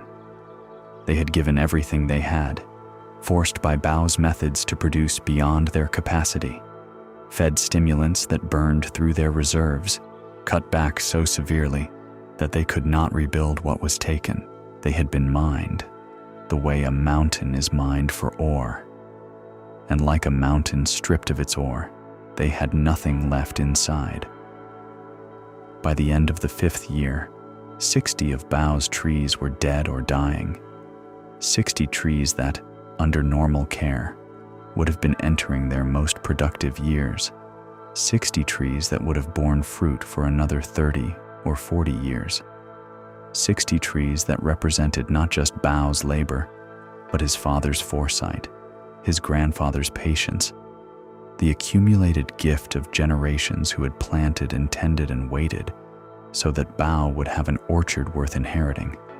He had consumed his inheritance in 5 years. He had eaten the future. Peng came to see him on an autumn evening, when the last light was golden on the hills, and the healthy orchards around the valley were heavy with fruit. Peng's own trees, ancient and spreading and unpruned except for the gentlest shaping, were bowed with the weight of perfect peaches. The air around Peng's orchard smelled of sweetness. The air around Bao's smelled of nothing. Peng stood among the dead trees and looked at them for a long time. Then he looked at Bao, who stood beside him with his hands hanging at his sides and his eyes red from something that might have been dust and might have been grief. "My grandfather told me something when I was young," Peng said. "He said the tree knows its own time. We can give it water. We can give it good soil. We can protect it from wind and keep the pests away. But we cannot make it hurry. It grows at the speed of wood. And wood is slow because wood must be strong." Bao did not respond. "You tried to make them grow at the speed of your wanting," Peng continued. But wanting is fast and wood is slow. And when you force a slow thing to move at a fast thing's pace, the slow thing breaks. Bao looked at the dead orchard, the stubs and the stakes and the fallen branches, the gray bark peeling from trunks that should have been smooth and dark and alive. "What do I do now?" he asked. Peng was quiet for a moment. A bird sang somewhere in the distance, in one of the living orchards, the evening song that birds give when the day has been good and the branches are safe. "You plant," Peng said. "You plant new trees, and you wait." 7 years, Bao said. 7 years, Peng agreed. "I will be old by then."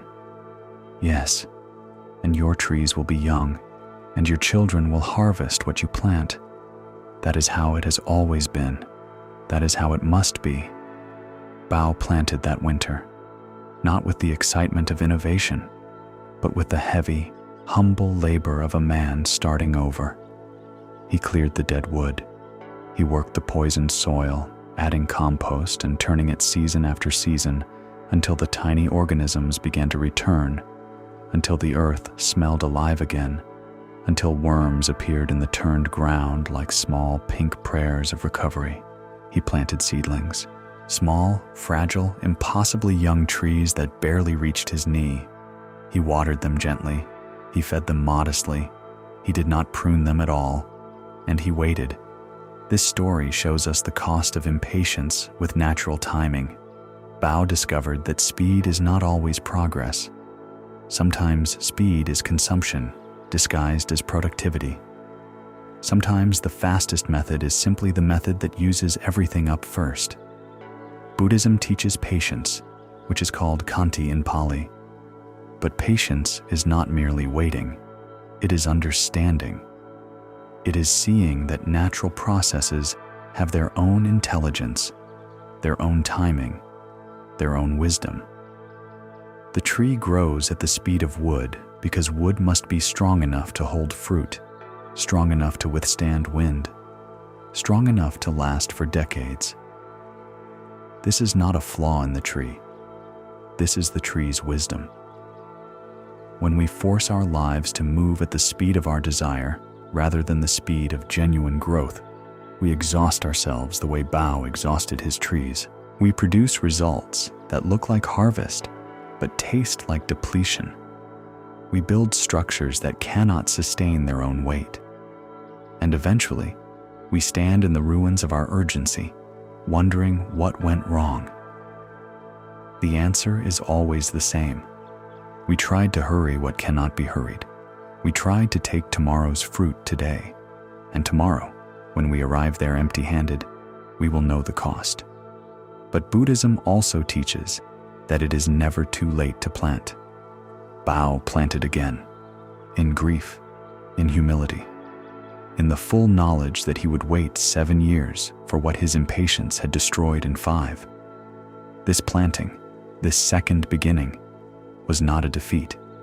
It was a return to reality, a homecoming to the slow, patient, trustworthy rhythm of things as they actually are. Let us rest here. Let your breath be slow. Let it move at its own pace, without rushing, without forcing. Your breath knows its own rhythm, just as the tree knows its own time. You do not need to breathe faster or deeper or more efficiently. Simply let the air come and go, in its own time, at its own speed. Feel your body resting. Feel how stillness has its own kind of productivity. In stillness, your body heals, your mind settles, your heart slows to its resting rhythm, steady and sure, beating without your direction, without your management, at the speed of life. Rest now. Simply rest. Let us explore an 8th story, a story about a craftsman, a stolen technique, and the hollowness that lives inside borrowed skill. In a town where metalwork was the primary trade, where the sound of hammers ringing on anvils formed a constant music from dawn to dusk, there lived a coppersmith named Juro. Juro was adequate. This is an honest assessment, and Juro himself would have agreed with it on his more truthful days. He could make a copper pot that held water. He could hammer a bowl that sat flat on a table. He could join two pieces of metal with a seam that, if not invisible, was at least functional. He was adequate. And in a town full of coppersmiths, adequate was not enough.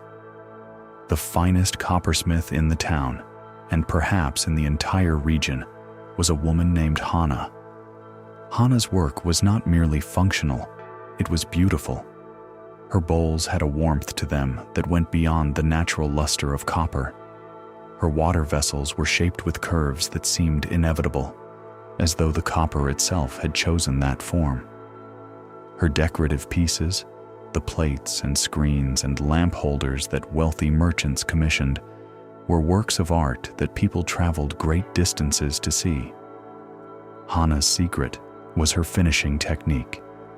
Every coppersmith could shape the metal. Every coppersmith could hammer and form and join. But Hana's finished pieces had a quality that no one else could reproduce, a depth to the surface, a richness in the color, a way of catching and holding light that made her copper seem almost alive. Other coppersmiths had asked her about it. She was not secretive in an unkind way. She explained the basics, a particular mixture of acids applied to the surface, a specific polishing method using fine river sand and beeswax, a final treatment with heat that she applied carefully, watching the color of the metal change, pulling it from the flame at precisely the right moment.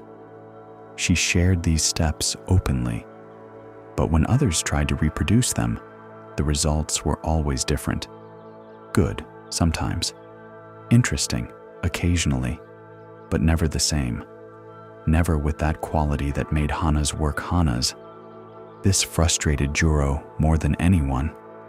He had tried Hana's method dozens of times.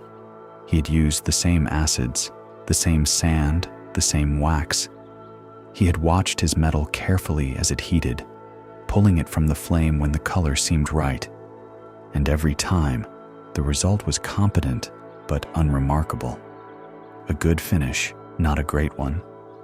The gap between his work and Hana's remained as wide as ever, and he could not understand why. The answer, which Juro was not yet ready to see, was that a technique is not just a sequence of steps. It is a relationship between the craftsperson and the material. It is the result of years of intimate attention, of thousands of small adjustments, of a sensitivity developed through patient practice that cannot be transmitted in a conversation or demonstrated in an afternoon. Hana's finish was not a recipe. It was an extension of Hana herself, her hands, her eyes, her feeling for the copper, her understanding built over decades of how this particular metal responds to this particular touch in this particular moment. But Juro did not see this. He saw a technique. He saw steps. And he believed that if he could observe those steps more closely, more carefully, more completely than Hana's casual explanation allowed, he could reproduce the results. So he decided to watch, not openly, not by asking permission or arranging a formal apprenticeship, which Hana would likely have granted if asked. Instead, he chose to watch secretly. He chose to take what could have been freely given. Hana's workshop had a small window at the back, overlooking an alley rarely used by anyone. It was high on the wall, too high to see through while standing. But from the roof of the adjacent building, which was lower than Hana's workshop, a person lying flat could look through that window and see the interior clearly. The workbench, the tools, the forge, and Hana's hands moving through the finishing process that was the source of her reputation and her livelihood. Juro began watching in the early autumn He would climb to the neighboring roof before dawn, lie flat on the cool tiles, and wait. When Hana began her finishing work, usually in the late morning when the light was best, he watched through the window with the focused attention of a man who believes he is close to a revelation. He watched for weeks. He saw the acids mixed and applied, the sand dampened and rubbed in slow circles, the wax melted and spread with a cloth that Hana had worn soft through years of use. He saw the heating, the careful movement of the piece over the flame, the watching. Above all, the watching. Hana watched her metal the way a mother watches a sleeping child, with complete attention, with an awareness that was not thinking, but being. She did not time the heating. She did not measure the distance from the flame. She felt it. She knew, in a way that lived in her hands and her eyes, and not in any set of instructions, when the metal was ready. Juro did not see this. He saw motions. He saw sequences. He counted seconds. He estimated distances. He reduced the living art of a master to a series of measurements, because measurements were what he could steal. He went home and he tried. He mixed the acids in the proportions he had observed. He rubbed the sand in the pattern he had seen. He heated the metal for the number of seconds he had counted, at the distance he had estimated. The result was the best he had ever achieved. Better than his previous attempts. Closer to Hana's quality. Not the same. Not quite. But closer. Close enough that a casual observer might not notice the difference. Close enough to sell. Juro began offering his work at prices that undercut Hana's. He positioned himself in the market as a more affordable alternative. Same quality, he implied. Same technique. Lower price. And merchants, who are practical people with practical concerns, began to buy from him. Not all of them. Not the ones who truly understood the craft, who could see the difference between Juro's approximation and Hana's mastery, but enough of them. Enough to redirect a portion of the business that had once gone to Hana toward Juro's stall instead. Hana noticed. Of course she noticed. Not because her income declined, though it did slightly, but because she saw Juro's work in the market and recognized something in it. Not her quality, her pattern, the specific sequence of her finishing process, visible in the surface of his copper, like a fingerprint left at a scene. He had watched her. He had copied her. He had taken the outward form of her technique without the inward substance of it, and he was selling the copy as if it were the thing itself. She felt something she had not expected to feel. Not anger. Sadness. A deep, quiet sadness. Because she understood what Juro had done to himself, even if he did not. He had chosen the appearance of mastery over the reality of it. He had built his improvement not on his own growing understanding, but on a stolen image of someone else's. And that image, because it was only an image, because it lacked the living relationship between craftsperson and material, would never deepen. It would never grow. It would remain forever what it was now, an approximation, a copy, a hollow thing wearing the surface of something real. Juro's work would never get better. Because he had not learned, he had only seen. There is a difference between seeing and understanding that is as wide as the difference between looking at a river and knowing how to swim. Juro had looked at the river. He had memorized its surface, but he had never entered the water. Hana went to see him. She did not accuse him. She did not confront him with what she knew. She simply brought one of his finished pieces and one of hers and set them side by side on his workbench. "Look," she said. Juro looked, and in the honest light of his own workshop, with no market stall between him and the truth, he could see it. The difference. His piece was smooth, Hers was alive. His had the right color. Hers had depth. His reflected light. Hers seemed to hold it, to warm it, to give it back transformed. "How?" he asked. His voice was small. 30 years, Hannah said. 30 years of making mistakes and learning from them. 30 years of burning the finish too dark and pulling it too light and starting over and starting over and starting over. You watched me through my window for what? A few weeks? You saw the end of 30 years. You did not see the 30 years. Juro sat very still. The copper pieces gleamed on his workbench, side by side. The same metal, the same shape, the same technique in its outward form. But one was alive and one was not, and the difference between them was not a secret that could be stolen. It was a life that had to be lived. "You could have asked me to teach you," Hannah said. I would have said yes. I have always said yes. But teaching takes time. It takes patience. It takes the willingness to be bad at something for a long time before you become good at it. You did not want that. You wanted the result without the journey, and so you have the result. She gestured at his piece. There it is, and it will never be more than this.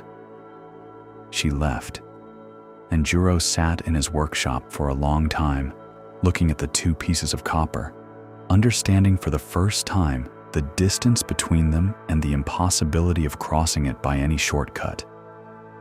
This story shows us why stolen mastery is hollow mastery. Juro discovered that technique without understanding is like a shell without the creature that built it. Beautiful, perhaps, recognizable, but empty. And emptiness in this sense is not the spacious, useful emptiness that Buddhism celebrates. It is the dead emptiness of something missing, something that should be there and is not. Buddhism teaches that genuine wisdom, which is called prajna, cannot be taken from someone else. It must be cultivated within oneself, through practice, through patience, through the willingness to sit with not knowing until knowing arrives on its own. The Buddha himself could not give his students enlightenment. He could show them the path. He could walk beside them. But each student had to walk it themselves, step by step, for as long as it took.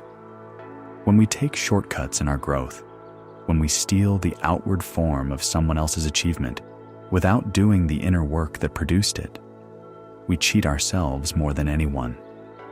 We install a ceiling over our own potential. We trade the deep, living satisfaction of genuine mastery for the thin, brittle satisfaction of a convincing imitation. And the imitation, no matter how close, can never warm us the way the real thing does, because we know. In the quiet hours, in the honest moments, we always know. Let us pause here and breathe. Feel your body now, settled and heavy with rest. Feel the surface beneath you supporting your weight. You do not need to hold yourself up. You do not need to imitate anything or perform anything or prove anything. You can simply be exactly what you are in this moment without addition or subtraction. Your breath moves in and out. Your heart beats. Your body rests. This is not an imitation of rest. This is real rest, your own rest. And it is enough. Let the quiet deepen around you. Let the stories settle into you like seeds into warm soil. There is no rush. The seeds will grow at their own pace, in their own time, at the speed of understanding, which is slow and sure and cannot be hurried. Let us explore a ninth story now. A story about a bridge and a promise and a man who discovered that the things we build with dishonest hands cannot bear the weight of trust. In a mountain region where rivers cut deep gorges through the rock and villages clung to opposite sides of steep valleys, there lived a bridge builder named Wen. Wen had learned his craft from his uncle, a meticulous man who had built 7 bridges in the region, over the course of his life. 7 bridges in 40 years. That number tells you something about how his uncle worked. Each bridge was planned for seasons before the first stone was laid. Each foundation was dug deeper than seemed necessary, down to the bedrock that never shifted, past the loose soil and gravel that rain could wash away. Each timber was selected individually, examined for hidden knots and cracks, tested for strength before it was cut to length. Each rope was braided from fibers that his uncle inspected strand by strand, rejecting any that seemed weak or brittle or unevenly spun. 7 bridges in 40 years, and all 7 still stood. They stood through monsoons that swelled the rivers to twice their normal height. They stood through earthquakes that cracked walls and toppled granaries. They stood through the slow, patient assault of weather and time and use, year after year, carrying people and animals and carts across the void between one side of the valley and the other. 7 bridges, all standing. That was his uncle's legacy. Wen had worked beside his uncle on 3 of those bridges. He had learned the planning, the inspection, the testing. He had learned to dig foundations down to bedrock. He had learned to read timber for hidden weakness. He had learned to braid rope and test it by hanging weighted stones and watching for any sign of stretch or fraying. He had learned everything his uncle could teach him. And then, his uncle had died, quietly, in his sleep, at the end of a long life spent building things that lasted, and Wen had inherited the tools and the reputation and the expectation that he would continue the work at the same standard. He did, at first. His first bridge, built in the 2nd year after his uncle's death, was a faithful continuation of everything he had learned. Deep foundations, selected timber, tested rope. It took him nearly a full year, working with a small crew of laborers, and when it was complete, it was solid and true, and the villagers who used it felt the same confidence they had felt on his uncle's bridges. The bridge did not sway too much in wind. It did not creak under load. It felt beneath their feet like something that would last. Wen felt pride in that first bridge. Real pride. The pride of honest work honestly done. But he also felt something else. Frustration. A year for one bridge. His uncle's pace. And his uncle had died without wealth, without property beyond his small house and his tools. He had been respected. He had been trusted. But he had not prospered, not in the material sense. Not in the way that other men in the region, merchants and landowners and officials, had prospered. Wen looked at his uncle's life and saw a kind of poverty, not the poverty of hunger or homelessness, the poverty of a man who had given everything to his craft and received in return only the satisfaction of knowing the bridges stood. That satisfaction was real. Wen felt it. But it did not buy land. It did not provide a dowry for his daughter. It did not ensure that his old age would be comfortable rather than merely endured. The second commission came from a village 3 valleys to the north, a larger bridge, a wider gorge, a more significant project, and the village headman, when he came to discuss the work, mentioned a number, the amount the village was prepared to pay. It was generous, more than Wen had earned for his first bridge. Enough, if managed carefully, to provide for his family for 2 or 3 years. And as Wen listened to the headman describe the site, the width of the gorge, the height of the cliffs, the traffic the bridge would need to carry, he had a thought. It arrived in the same way that Kieran's thought had arrived all those years ago in his workshop by lamplight, with wood shavings on the floor, quietly, reasonably, dressed in the language of practicality. What if he built the bridge faster? Not by working longer hours, not by hiring a larger crew, by simplifying the process. Using timber without the exhaustive inspection his uncle had insisted on, setting foundations to a reasonable depth rather than digging all the way to bedrock, braiding rope from available fiber rather than selecting and testing each strand, not cutting corners exactly, just straightening the curves, making the process efficient, getting the bridge built in months rather than a year. And the difference between the cost of the efficient bridge and the price the village was paying, that difference would be his profit. A real profit. The kind of profit that bought land and dowries and comfort. Wen told himself it would be fine.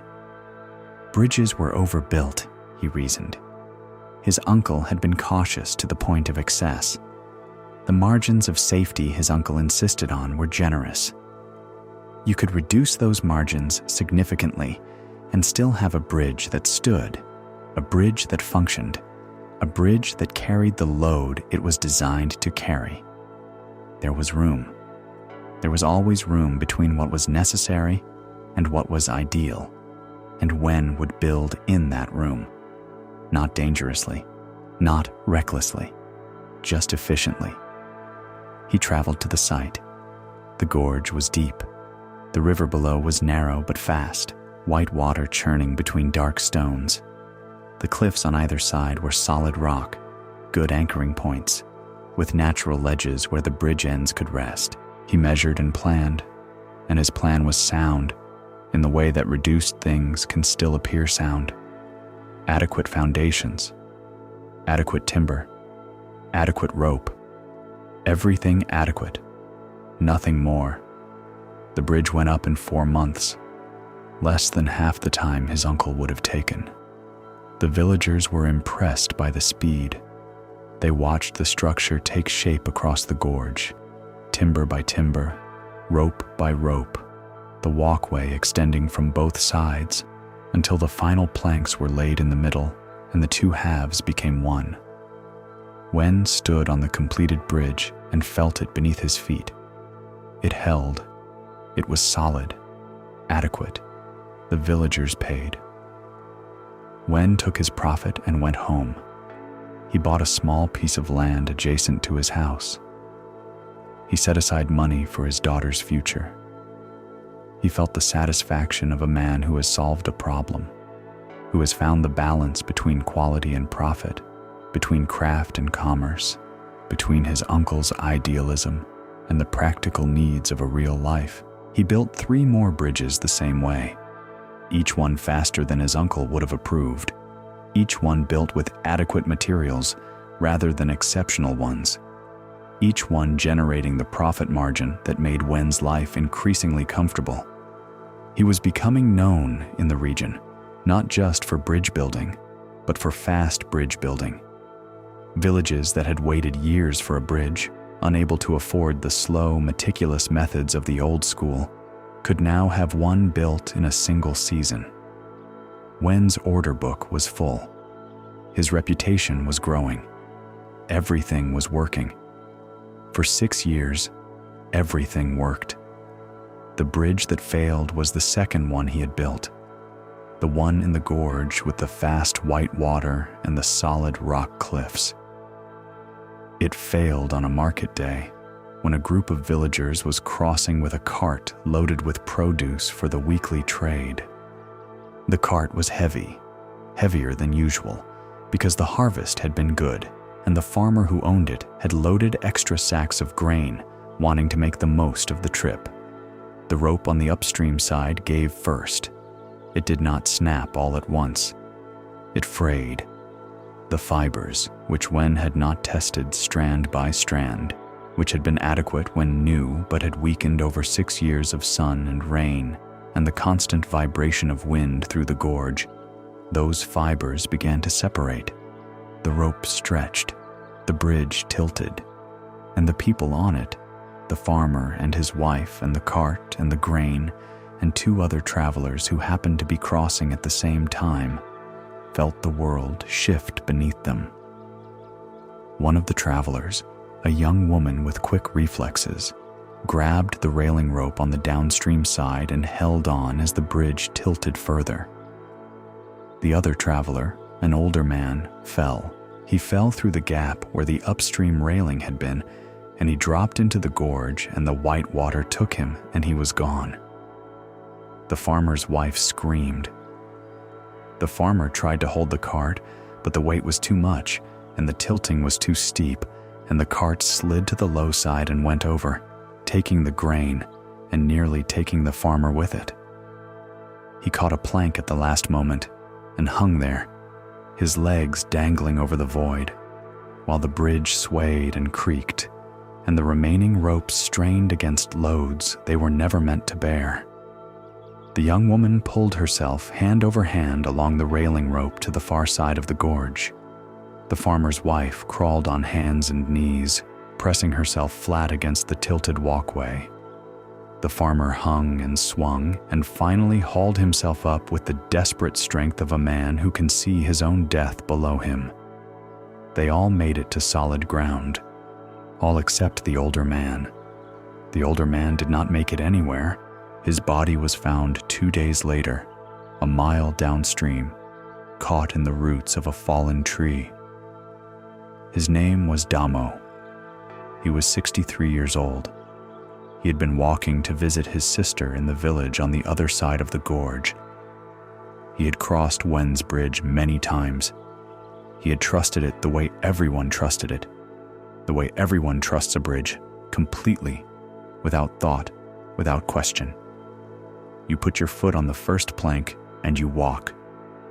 You do not test the ropes. You do not examine the timber. You do not calculate the load capacity. You trust. That is what a bridge asks of you. Trust. And Wen had built a structure unworthy of that trust. The investigation was thorough. Engineers came from the regional capital. They examined the broken ropes and found fibers that should have been rejected during braiding. They tested the timber and found knots and grain weaknesses that inspection would have caught. They measured the foundation depth and found it adequate for normal conditions, but insufficient for the stress that years of weather and vibration had added. Every shortcut Wen had taken, every curve he had straightened, every margin of safety he had trimmed, was documented and recorded and presented to the magistrate in a report that read like a catalog of small decisions, each one reasonable in isolation, each one defensible on its own, but together forming a pattern of neglect that led, as surely as water flows downhill, to a man named Damo dying in a cold river on a market day. Wen was brought before the magistrate. He did not deny anything. He could not. The evidence was in the broken ropes and the shallow foundations and the uninspected timber. It was in the 3 other bridges he had built the same way. Bridges that were immediately closed for inspection and found to have the same deficiencies, the same trimmed margins, the same adequate but not sufficient construction that was, in the honest language of the engineers, unsafe. The magistrate asked Wen a question, a simple question, the kind of question that sounds easy but opens into a depth that has no bottom. Did you know? Wen was silent for a long time. The courtroom was quiet. People sat on wooden benches and waited. Damo's sister was there. The farmer and his wife were there. The young woman who had pulled herself along the railing rope was there. They all waited. I knew the bridges were not as strong as my uncle's, Wen finally said. I told myself they were strong enough. Strong enough for what? The magistrate asked. For normal use, for ordinary conditions. And what about extraordinary conditions? What about a heavy cart on a market day? What about 6 years of wind and rain? What about the day that is not ordinary? Did you build for that day? Wen did not answer, because the answer was no, and because he had always known it was no, and because the difference between strong enough and strong was the space in which Damo had fallen to his death. The sentence was severe. not just because a man had died, because trust had died. The magistrate spoke of trust the way a farmer speaks of soil, as the foundation upon which everything else grows. The bridges in the region had been trusted for generations. Wen's uncle had built that trust, bridge by bridge, stone by stone, with the patient labor of a lifetime. And Wen had undermined it, not just his own bridges, all bridges. Because now, when a villager stepped onto any bridge in the region, they would wonder. They would feel the old certainty replaced by a new and terrible question. Is this one safe? Is this one real? Is this one built by someone who cared more about my life than his profit? That question, once introduced, is almost impossible to silence. Wen was imprisoned. His property was seized to compensate the families affected. His tools, his uncle's tools, the tools that had built 7 bridges that still stood and 4 bridges that should never have been built, were taken from him. His name was entered into the regional records with a notation that he was forbidden from construction work for the remainder of his life. His daughter, the daughter whose dowry he had been building with his trimmed margins and his efficient methods, visited him in prison. She sat across from him on a rough wooden bench and looked at him with eyes that held something worse than anger. Understanding. She understood. She understood what he had done and why he had done it and who he had done it for, and the knowledge that his crimes had been committed, in part, in her name, was a weight she would carry for years. "I did not ask for this," she said quietly. "I know," Wen said. "I would have preferred a poor father with clean hands." Wen closed his eyes. The cell was small and cool and smelled of stone. Somewhere outside, birds were singing in a tree he could not see. The sound was clear and simple and painfully beautiful, the way ordinary things become beautiful when you can no longer reach them. This story shows us the terrible mathematics of compromised trust. Wen discovered that adequacy is not safety, that trimming margins in matters where lives depend on those margins is not efficiency. It is a form of violence so slow and quiet that it disguises itself as practicality until the day the rope breaks and the bridge tilts and someone falls. Buddhism teaches that our actions have consequences that extend far beyond what we can see at the moment of choosing. The Buddha called this karma, and karma in this context is not punishment from the universe. It is simply the natural unfolding of cause and effect. Wen chose to build inadequately. The bridge chose to fall. Damo chose to cross on that particular morning. None of these choices existed in isolation. Each one depended on the others. Each one was part of a web of cause and consequence that no single person controlled, but every single person contributed to. When we compromise the quality of what we offer the world, whether we build bridges or relationships or communities, we introduce fragility where there should be strength. And fragility, in time, always finds its breaking point, not on the ordinary days, on the extraordinary ones, on the days when the cart is heavy and the wind is strong and the rope has been weakening for years in ways no one could see. Build well, build honestly.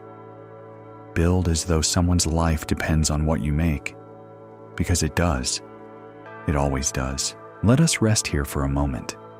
Let your body sink deeper into rest.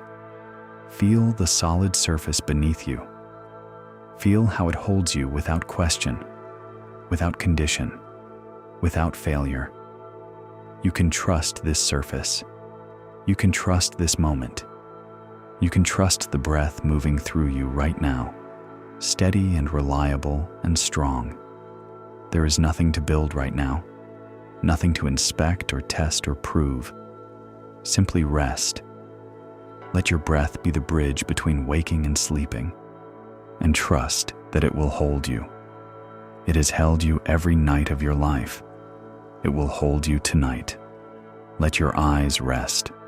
Let your hands rest. Let your mind, which has traveled through so many stories tonight, begin to settle.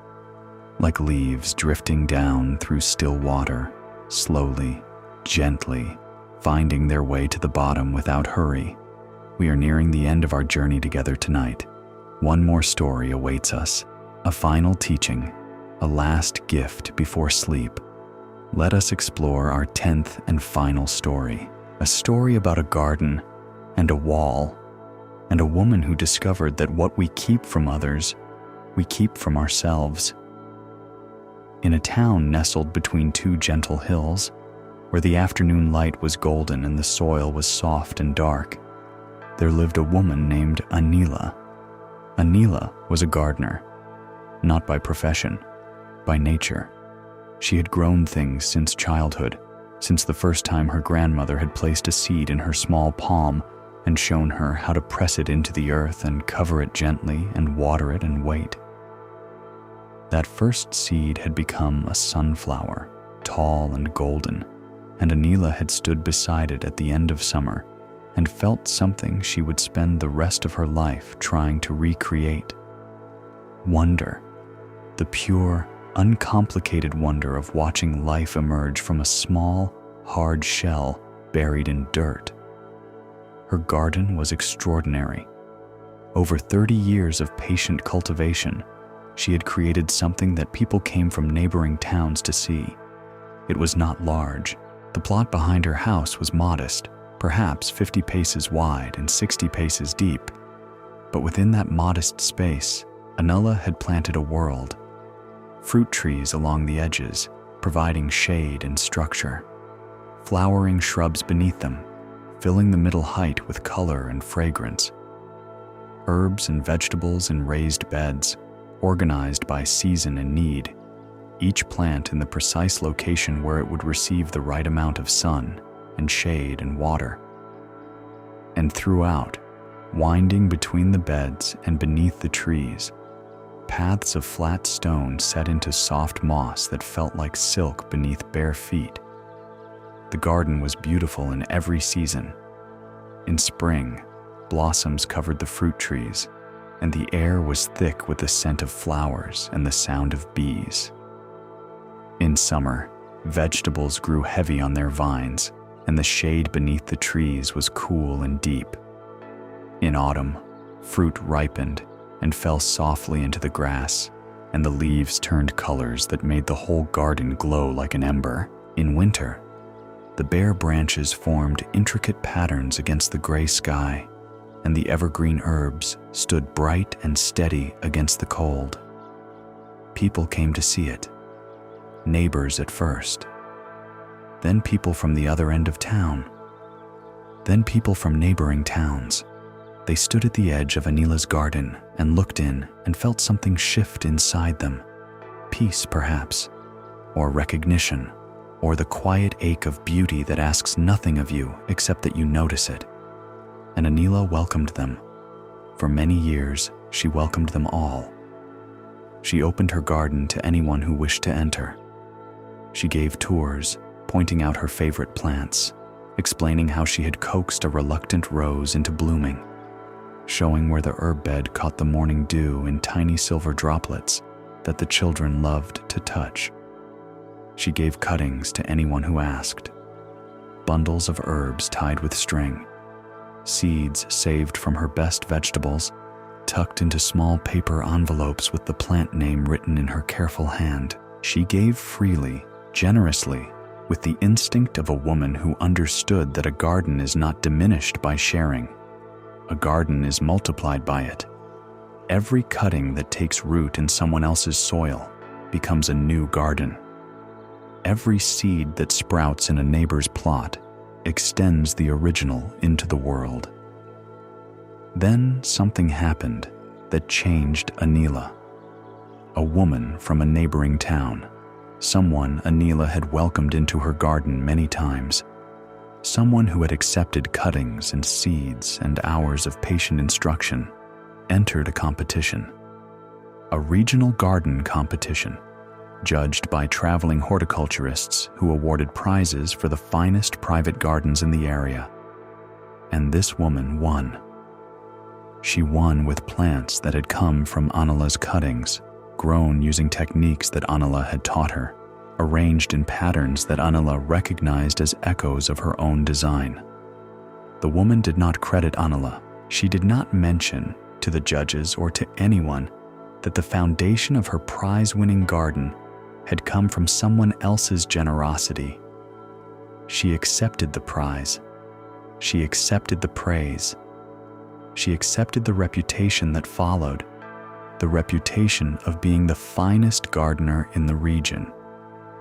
And Anila, who had never entered a competition, who had never sought prizes or praise, who had simply grown things because growing things was what she did, felt something she had rarely felt before. Betrayal. It was not about the prize. Anila did not care about prizes. It was about the silence, the absence of acknowledgement, the feeling of having given something precious and watching it be claimed by someone else as their own. It was the same hollow feeling that Hana the coppersmith might have recognized, the feeling of seeing your own work reflected back to you without your name attached. And that feeling, that small, hot, painful feeling, changed Anila's relationship with her garden and with the world. She built a wall, not all at once, not in a dramatic gesture. Gradually, the way most walls are built. First a fence to keep out the neighbor's goats, she said. Then a higher fence for privacy, she said. Then a proper wall, stone and mortar, chest high, with a wooden gate that she kept closed. Then higher still, then topped with thorny branches that discouraged climbing. Within 2 years, Anila's garden was invisible from the outside. The wall enclosed it completely. The gate was locked. No one entered without invitation, and invitations were no longer given. She stopped giving cuttings. She stopped sharing seeds. When neighbors asked for a sprig of rosemary or a handful of beans from her garden, she made excuses. Not enough this year. The plants are weak. Perhaps next season. The excuses were thin. Everyone knew what had changed, but no one knew why, because Anila did not speak about the competition or the woman or the betrayal. She simply withdrew. She pulled her garden behind a wall and herself behind a silence, and she tended her extraordinary, invisible, solitary world alone. For the first year, nothing seemed to change within the garden itself. The plants grew as they always had. The trees bore fruit. The herbs scented the air. The moss paths were soft and green. Anila worked in peace, undisturbed, unvisited, unshared. And the peace felt, at first, like relief, like protection, like safety. But a garden is not a private thing, even when it is enclosed by walls. Anila's garden had thrived in ways she'd never fully understood because of its relationship with the world beyond its borders. The bees that pollinated her fruit trees came from hives in neighboring gardens and wild meadows. They flew over walls easily, yes, but the flowers in those neighboring gardens, many of them grown from Anila's own cuttings, had sustained the bee populations through the months when Anila's garden was between blooms. Without those neighboring flowers, the bees had fewer resources. Their numbers thinned. And with fewer bees, Anila's fruit trees set less fruit. The birds that had controlled the insects in her garden, picking caterpillars from leaves and beetles from bark, had nested in the trees beyond her wall. They had been drawn to her garden by its abundance, by the water in her small stone basin, by the berries on her shrubs. But birds are social creatures that need territory and variety, and a walled garden, no matter how beautiful, is too small to sustain them alone. Without the broader landscape of gardens and trees and open ground that had once surrounded and supported her enclosed space, the bird population shifted. They found other territories, other gardens that were still open, still connected, still part of the living network that sustains all gardens. With fewer birds, the insects multiplied. Anila noticed caterpillar damage on her fruit trees for the first time in years. She noticed aphids clustering on her rose stems. She noticed beetles boring into the bark of her oldest plum tree, the tree her grandmother had planted, the tree that had been the first thing she had ever watched grow. She fought back with the tools available to her. She picked caterpillars by hand, spending hours each morning moving from leaf to leaf. She crushed aphids between her fingers. She mixed sprays from garlic and neem and applied them diligently. But she was one woman fighting a battle that had previously been fought by an entire ecosystem of birds and beneficial insects and neighboring plants and the complex, invisible web of relationships that she had severed when she built her wall. The garden began to struggle, not dramatically, not all at once, but in the slow, subtle way that living systems decline when their connections are cut. Fruit was smaller. Vegetables were less vigorous. The herb bed, which had always been her pride, produced leaves that were adequate, but lacked the intensity of fragrance and flavor that had once made them remarkable. The garden was still beautiful, still productive, still far finer than most, but it was diminishing. And Anila, who knew her garden more intimately than she knew any human being, could feel it. She sat one evening on the stone bench beneath her grandmother's plum tree and looked at the wall. It was solid, well built, effective. It kept out the neighbors and the visitors and the woman who had stolen her recognition and the world that had failed to protect her generosity. And it kept out everything else too. The bees that had been her partners, the birds that had been her guardians, the neighbors who had brought their own knowledge of soil and season, who had noticed things in her garden that she had missed, who had said, "One autumn, your plum tree has a fungus near the base," and been right, and helped her treat it before it spread. The children who had walked her moss paths with bare feet and laughed at the caterpillars and asked questions that sometimes, in their innocent directness, revealed truths she had not considered. What does the plant eat? Where does the flower go when it closes? Why does this one grow toward the sun and that one grow toward the shade? All of it. The wall kept out all of it. Anila sat beneath the plum tree and felt the evening air cool around her. The garden was quiet, too quiet. She remembered when it had been filled with voices, with laughter, with the sound of someone exclaiming over a bloom they had never seen before, with the rustle of paper envelopes being filled with seeds, with the soft snip of scissors cutting a stem for a neighbor to take home and plant in their own soil. She had built the wall to protect herself from being taken from, and she had succeeded. No one was taking from her now, but no one was giving to her either.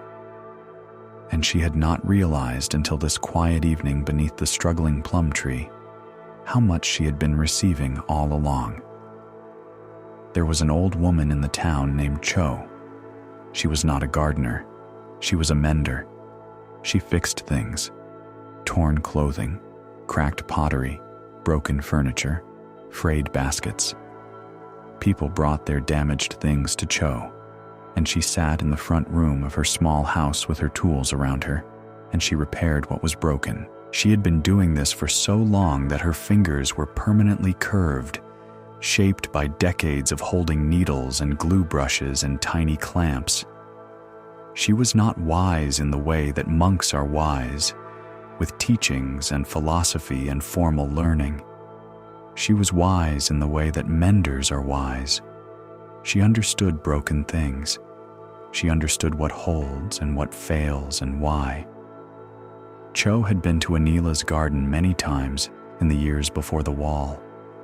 She had loved it. She had sat on the stone bench and closed her eyes and listened to the bees and felt the sun filter through the leaves and said more than once, "This garden is the most unbroken thing I have ever seen."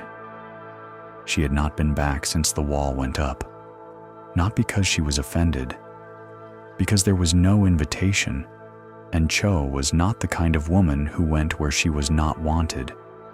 But she noticed things.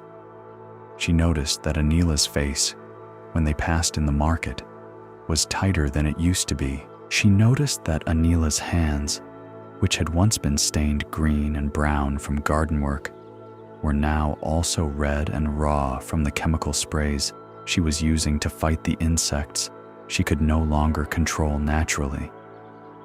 She noticed that Anila bought garlic and neem oil in quantities that suggested a garden under siege rather than a garden at peace. And one morning, Cho walked to Anila's gate and knocked. There was a long silence. Then the sound of footsteps on stone. Then the gate opened, just enough for Anila to look out. "Cho," she said. Her voice was cautious, guarded, the voice of someone who has been behind a wall for a long time. "May I come in?" Cho asked. Anila hesitated, then she opened the gate wider and stepped aside. Cho walked into the garden and stood still for a long moment. She looked at the fruit trees with their thin canopies. She looked at the rose bushes with their aphid-damaged stems. She looked at the herb bed, still fragrant but less lush than she remembered. She looked at the grandmother's plum tree with the new beetle damage on its bark. She saw all of this the way a mender sees a torn garment, not with judgment, with assessment, with the practical eye of someone who understands what has gone wrong and is already thinking about how to fix it. "Your garden is lonely," Cho said. Anila stiffened. "My garden is private." "Those are not the same thing," Cho said gently. She walked to the herb bed and knelt beside it. She touched the soil with her curved fingers. "This soil is tired. It has been giving and giving without receiving." "I feed it," Anila said. "I compost. I add nutrients." "You add what you know to add." "But the soil used to receive things you did not add. Leaves blown in from other gardens, seeds carried by birds from distant plants, fungi spreading underground from the roots of trees beyond your wall. The soil was part of a conversation. You have ended the conversation." Anila did not respond. She stood with her arms crossed over her chest, a posture of defense, of protection, of a woman who had been hurt and was not ready to be hurt again. Cho stood up slowly, her old knees protesting. She looked at Anila with eyes that held no judgment and no pity, just seeing, just the clear, honest sight of someone who has spent a lifetime looking at broken things. "I mend things," Cho said. "People bring me their torn cloth and their cracked pots, and I repair them. And I have learned something from all those years of mending. Do you know what it is?"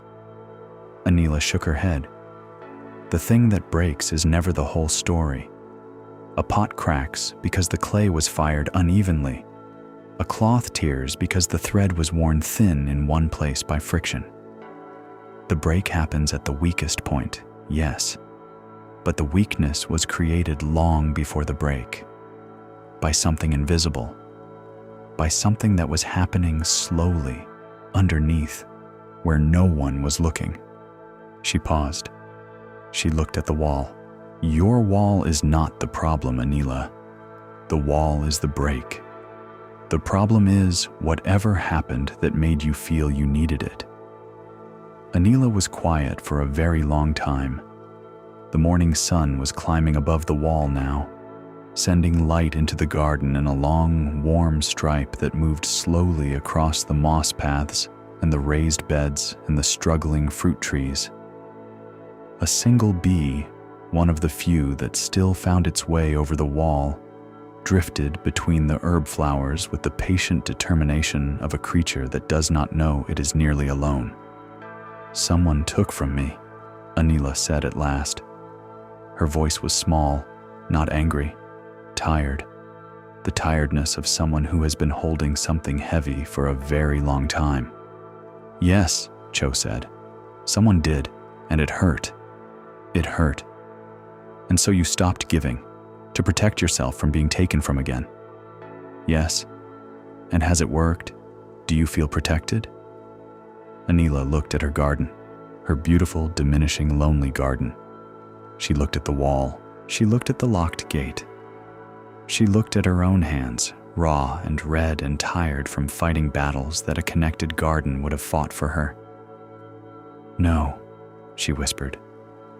"I feel smaller." Cho nodded. "When we wall off our gifts to punish the one person who abused them, we punish everyone, including ourselves. The wall does not know the difference between the person who hurt you and the people who would have cherished what you shared. It keeps them all out equally." "But if I open the gate again," Anila said, "someone might take from me again." "Yes," Cho said simply. "They might. That is the risk of giving. It has always been the risk. Your grandmother knew it. She gave you a seed anyway." Anila closed her eyes. She could feel the sun on her face now, warm and gentle, the same sun that had shone on her grandmother's garden and on her first sunflower and on every growing thing she had ever loved. The sun did not protect itself from clouds. It did not build walls against the cold fronts that sometimes blocked its light. It simply shone, and when the clouds passed, it was still there, still shining, unchanged by the temporary darkness. "I am afraid," Anila said. "I know," Cho said. "Begin small, one stone from the wall, one cutting given, one gate opened for one afternoon. You do not need to tear the whole wall down at once. You just need to make the first opening and then see what comes through." Anila opened her eyes. She looked at the wall, and she walked to it, to the place where the morning sun was striking it directly, warming the stone, and she reached up and she lifted one stone from the top. Just one, a single stone, the size of a loaf of bread, rough and warm in her hands. She set it on the ground, and through the small gap it left, she could see a sliver of the world outside, a piece of her neighbor's garden, a patch of sky, the branch of a tree that had grown close to her wall, reaching toward the garden it could no longer touch. It was a small opening, barely enough to see through, but the air that moved through it was fresh and alive and carried with it the scent of flowers from the other side. That was the beginning. Not a dramatic transformation, not a wall torn down in a day. A single stone removed, a single opening made, a single breath of connection in a structure built for isolation. In the weeks that followed, Anila removed more stones, slowly, one or two each day. The wall grew lower, light entered from new angles. She could hear sounds she had not heard in years, children playing in the lane, the tap of a neighbor's hoe in soil, birdsong from trees she had forgotten were there. She opened the gate one afternoon and found Cho sitting on the step outside, as if she had been waiting, though she could not have known. "I brought you something," Cho said. She held out a small clay pot containing a cutting, a flowering vine, its roots wrapped in damp cloth, its leaves bright and green. "From the garden of the woman on the hill. She said you gave her a cutting of this same vine years ago, and it has grown so well that she wanted to give one back." Anila took the pot. She held it in her raw, tired hands and looked at the small plant, a cutting of a cutting, a gift returning to its source, changed and grown and ready to begin again. She planted it that afternoon, at the base of the section of wall she had been dismantling.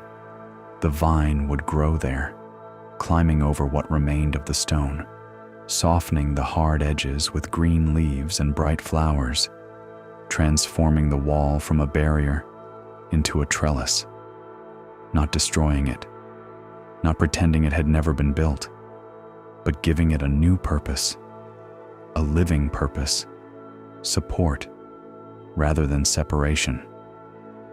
This story shows us the cost of protective isolation. Anila discovered that when we wall off our generosity to prevent being hurt, we do not protect our gifts, we suffocate them. A garden behind a wall is not a protected garden. It is a disconnected one. And disconnection, over time, is a form of slow death that no amount of effort from inside the wall can prevent. Buddhism teaches that generosity, which is called dana in Pali, is the first of the paramitas, the perfections that lead toward awakening. It is listed first not because it is the simplest, but because it is the foundation. Without generosity, the other perfections cannot develop. Without giving, we cannot learn patience, because patience requires us to release our grip on outcomes.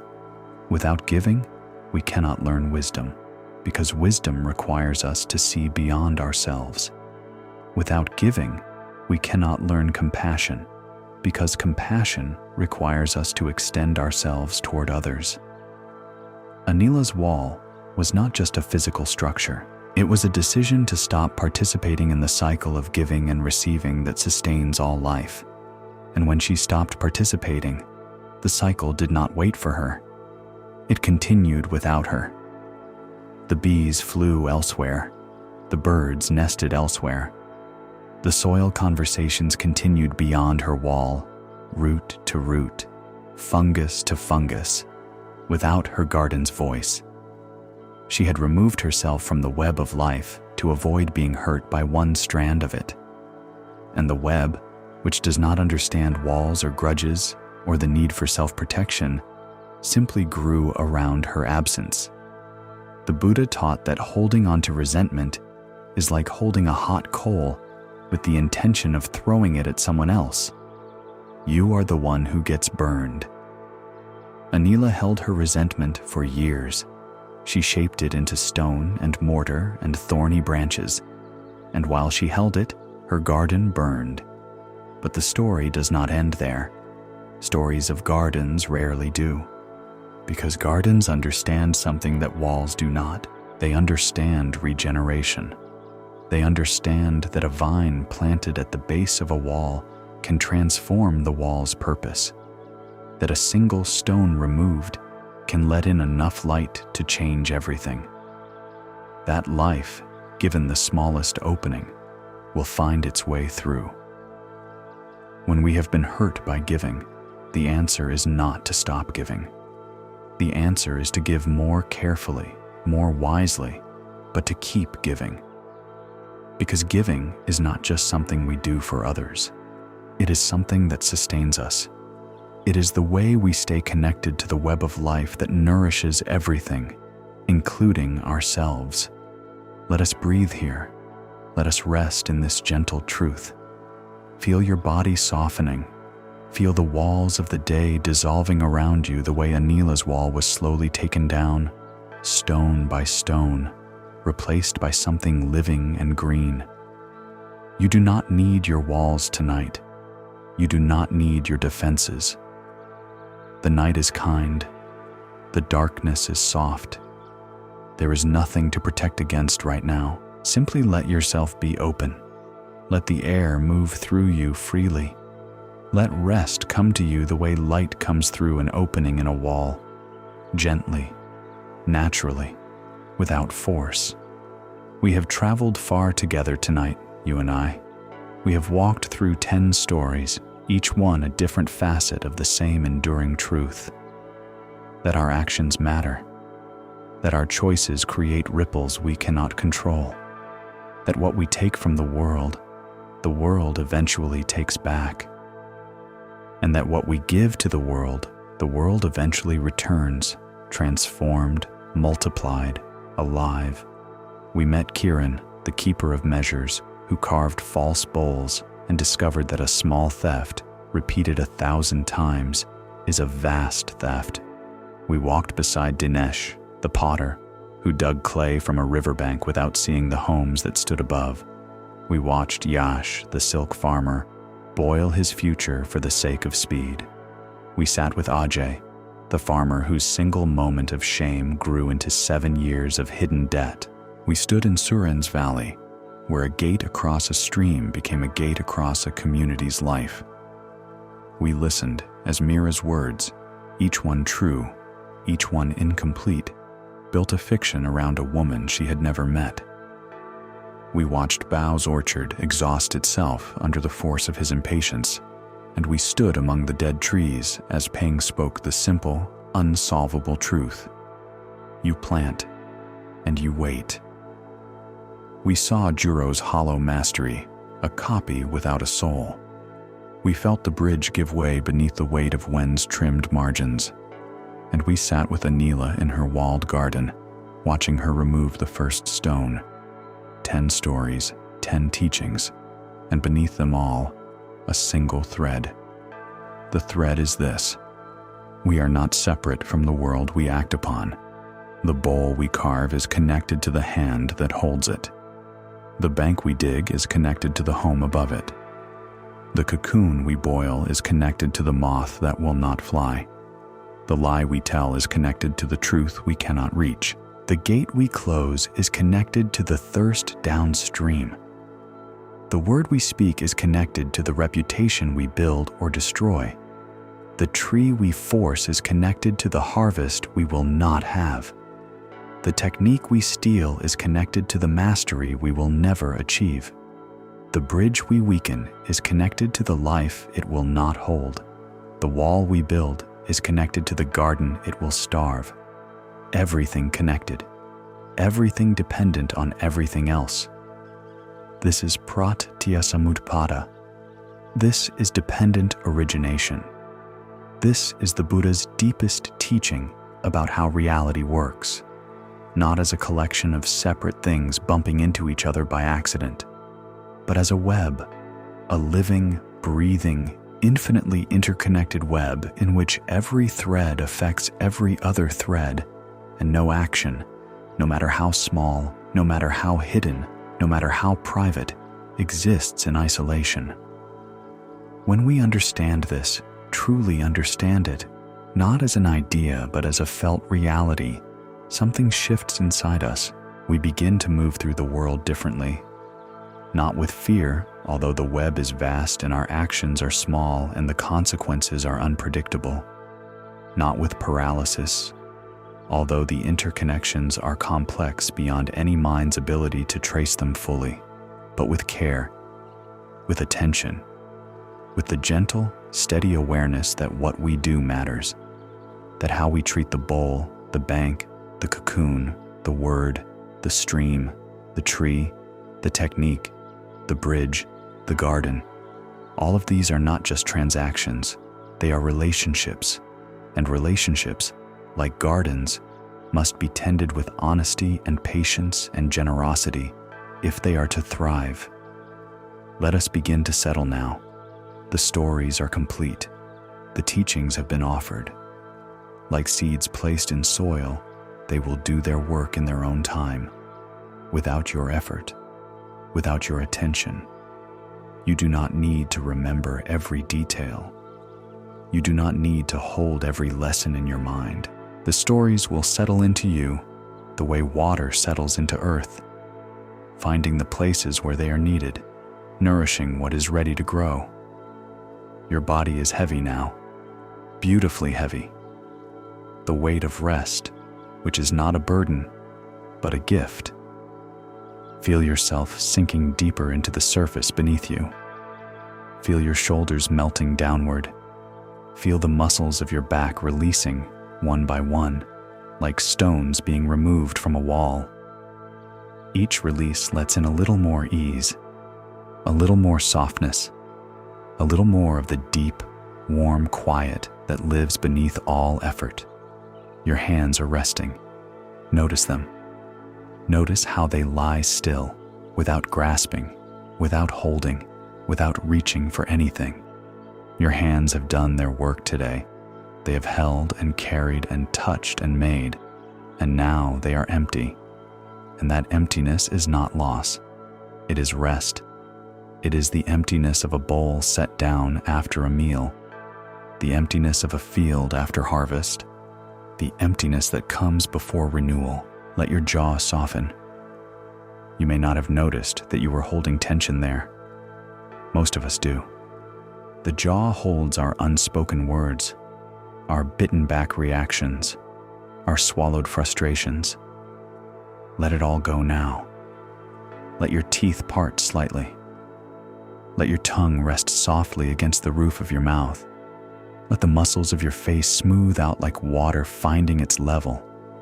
Your eyes are closed or closing, and behind them there is a softness, a darkness that is not empty, but full of rest, full of quiet, full of the gentle, patient darkness that the earth knows when the sun has set and the stars have appeared and everything that grew during the day turns inward to restore itself.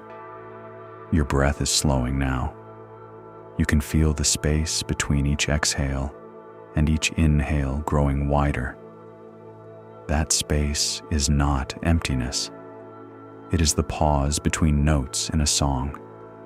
It is the stillness between waves on a shore. It is the moment when the world holds its breath and everything is perfect and complete and utterly at rest.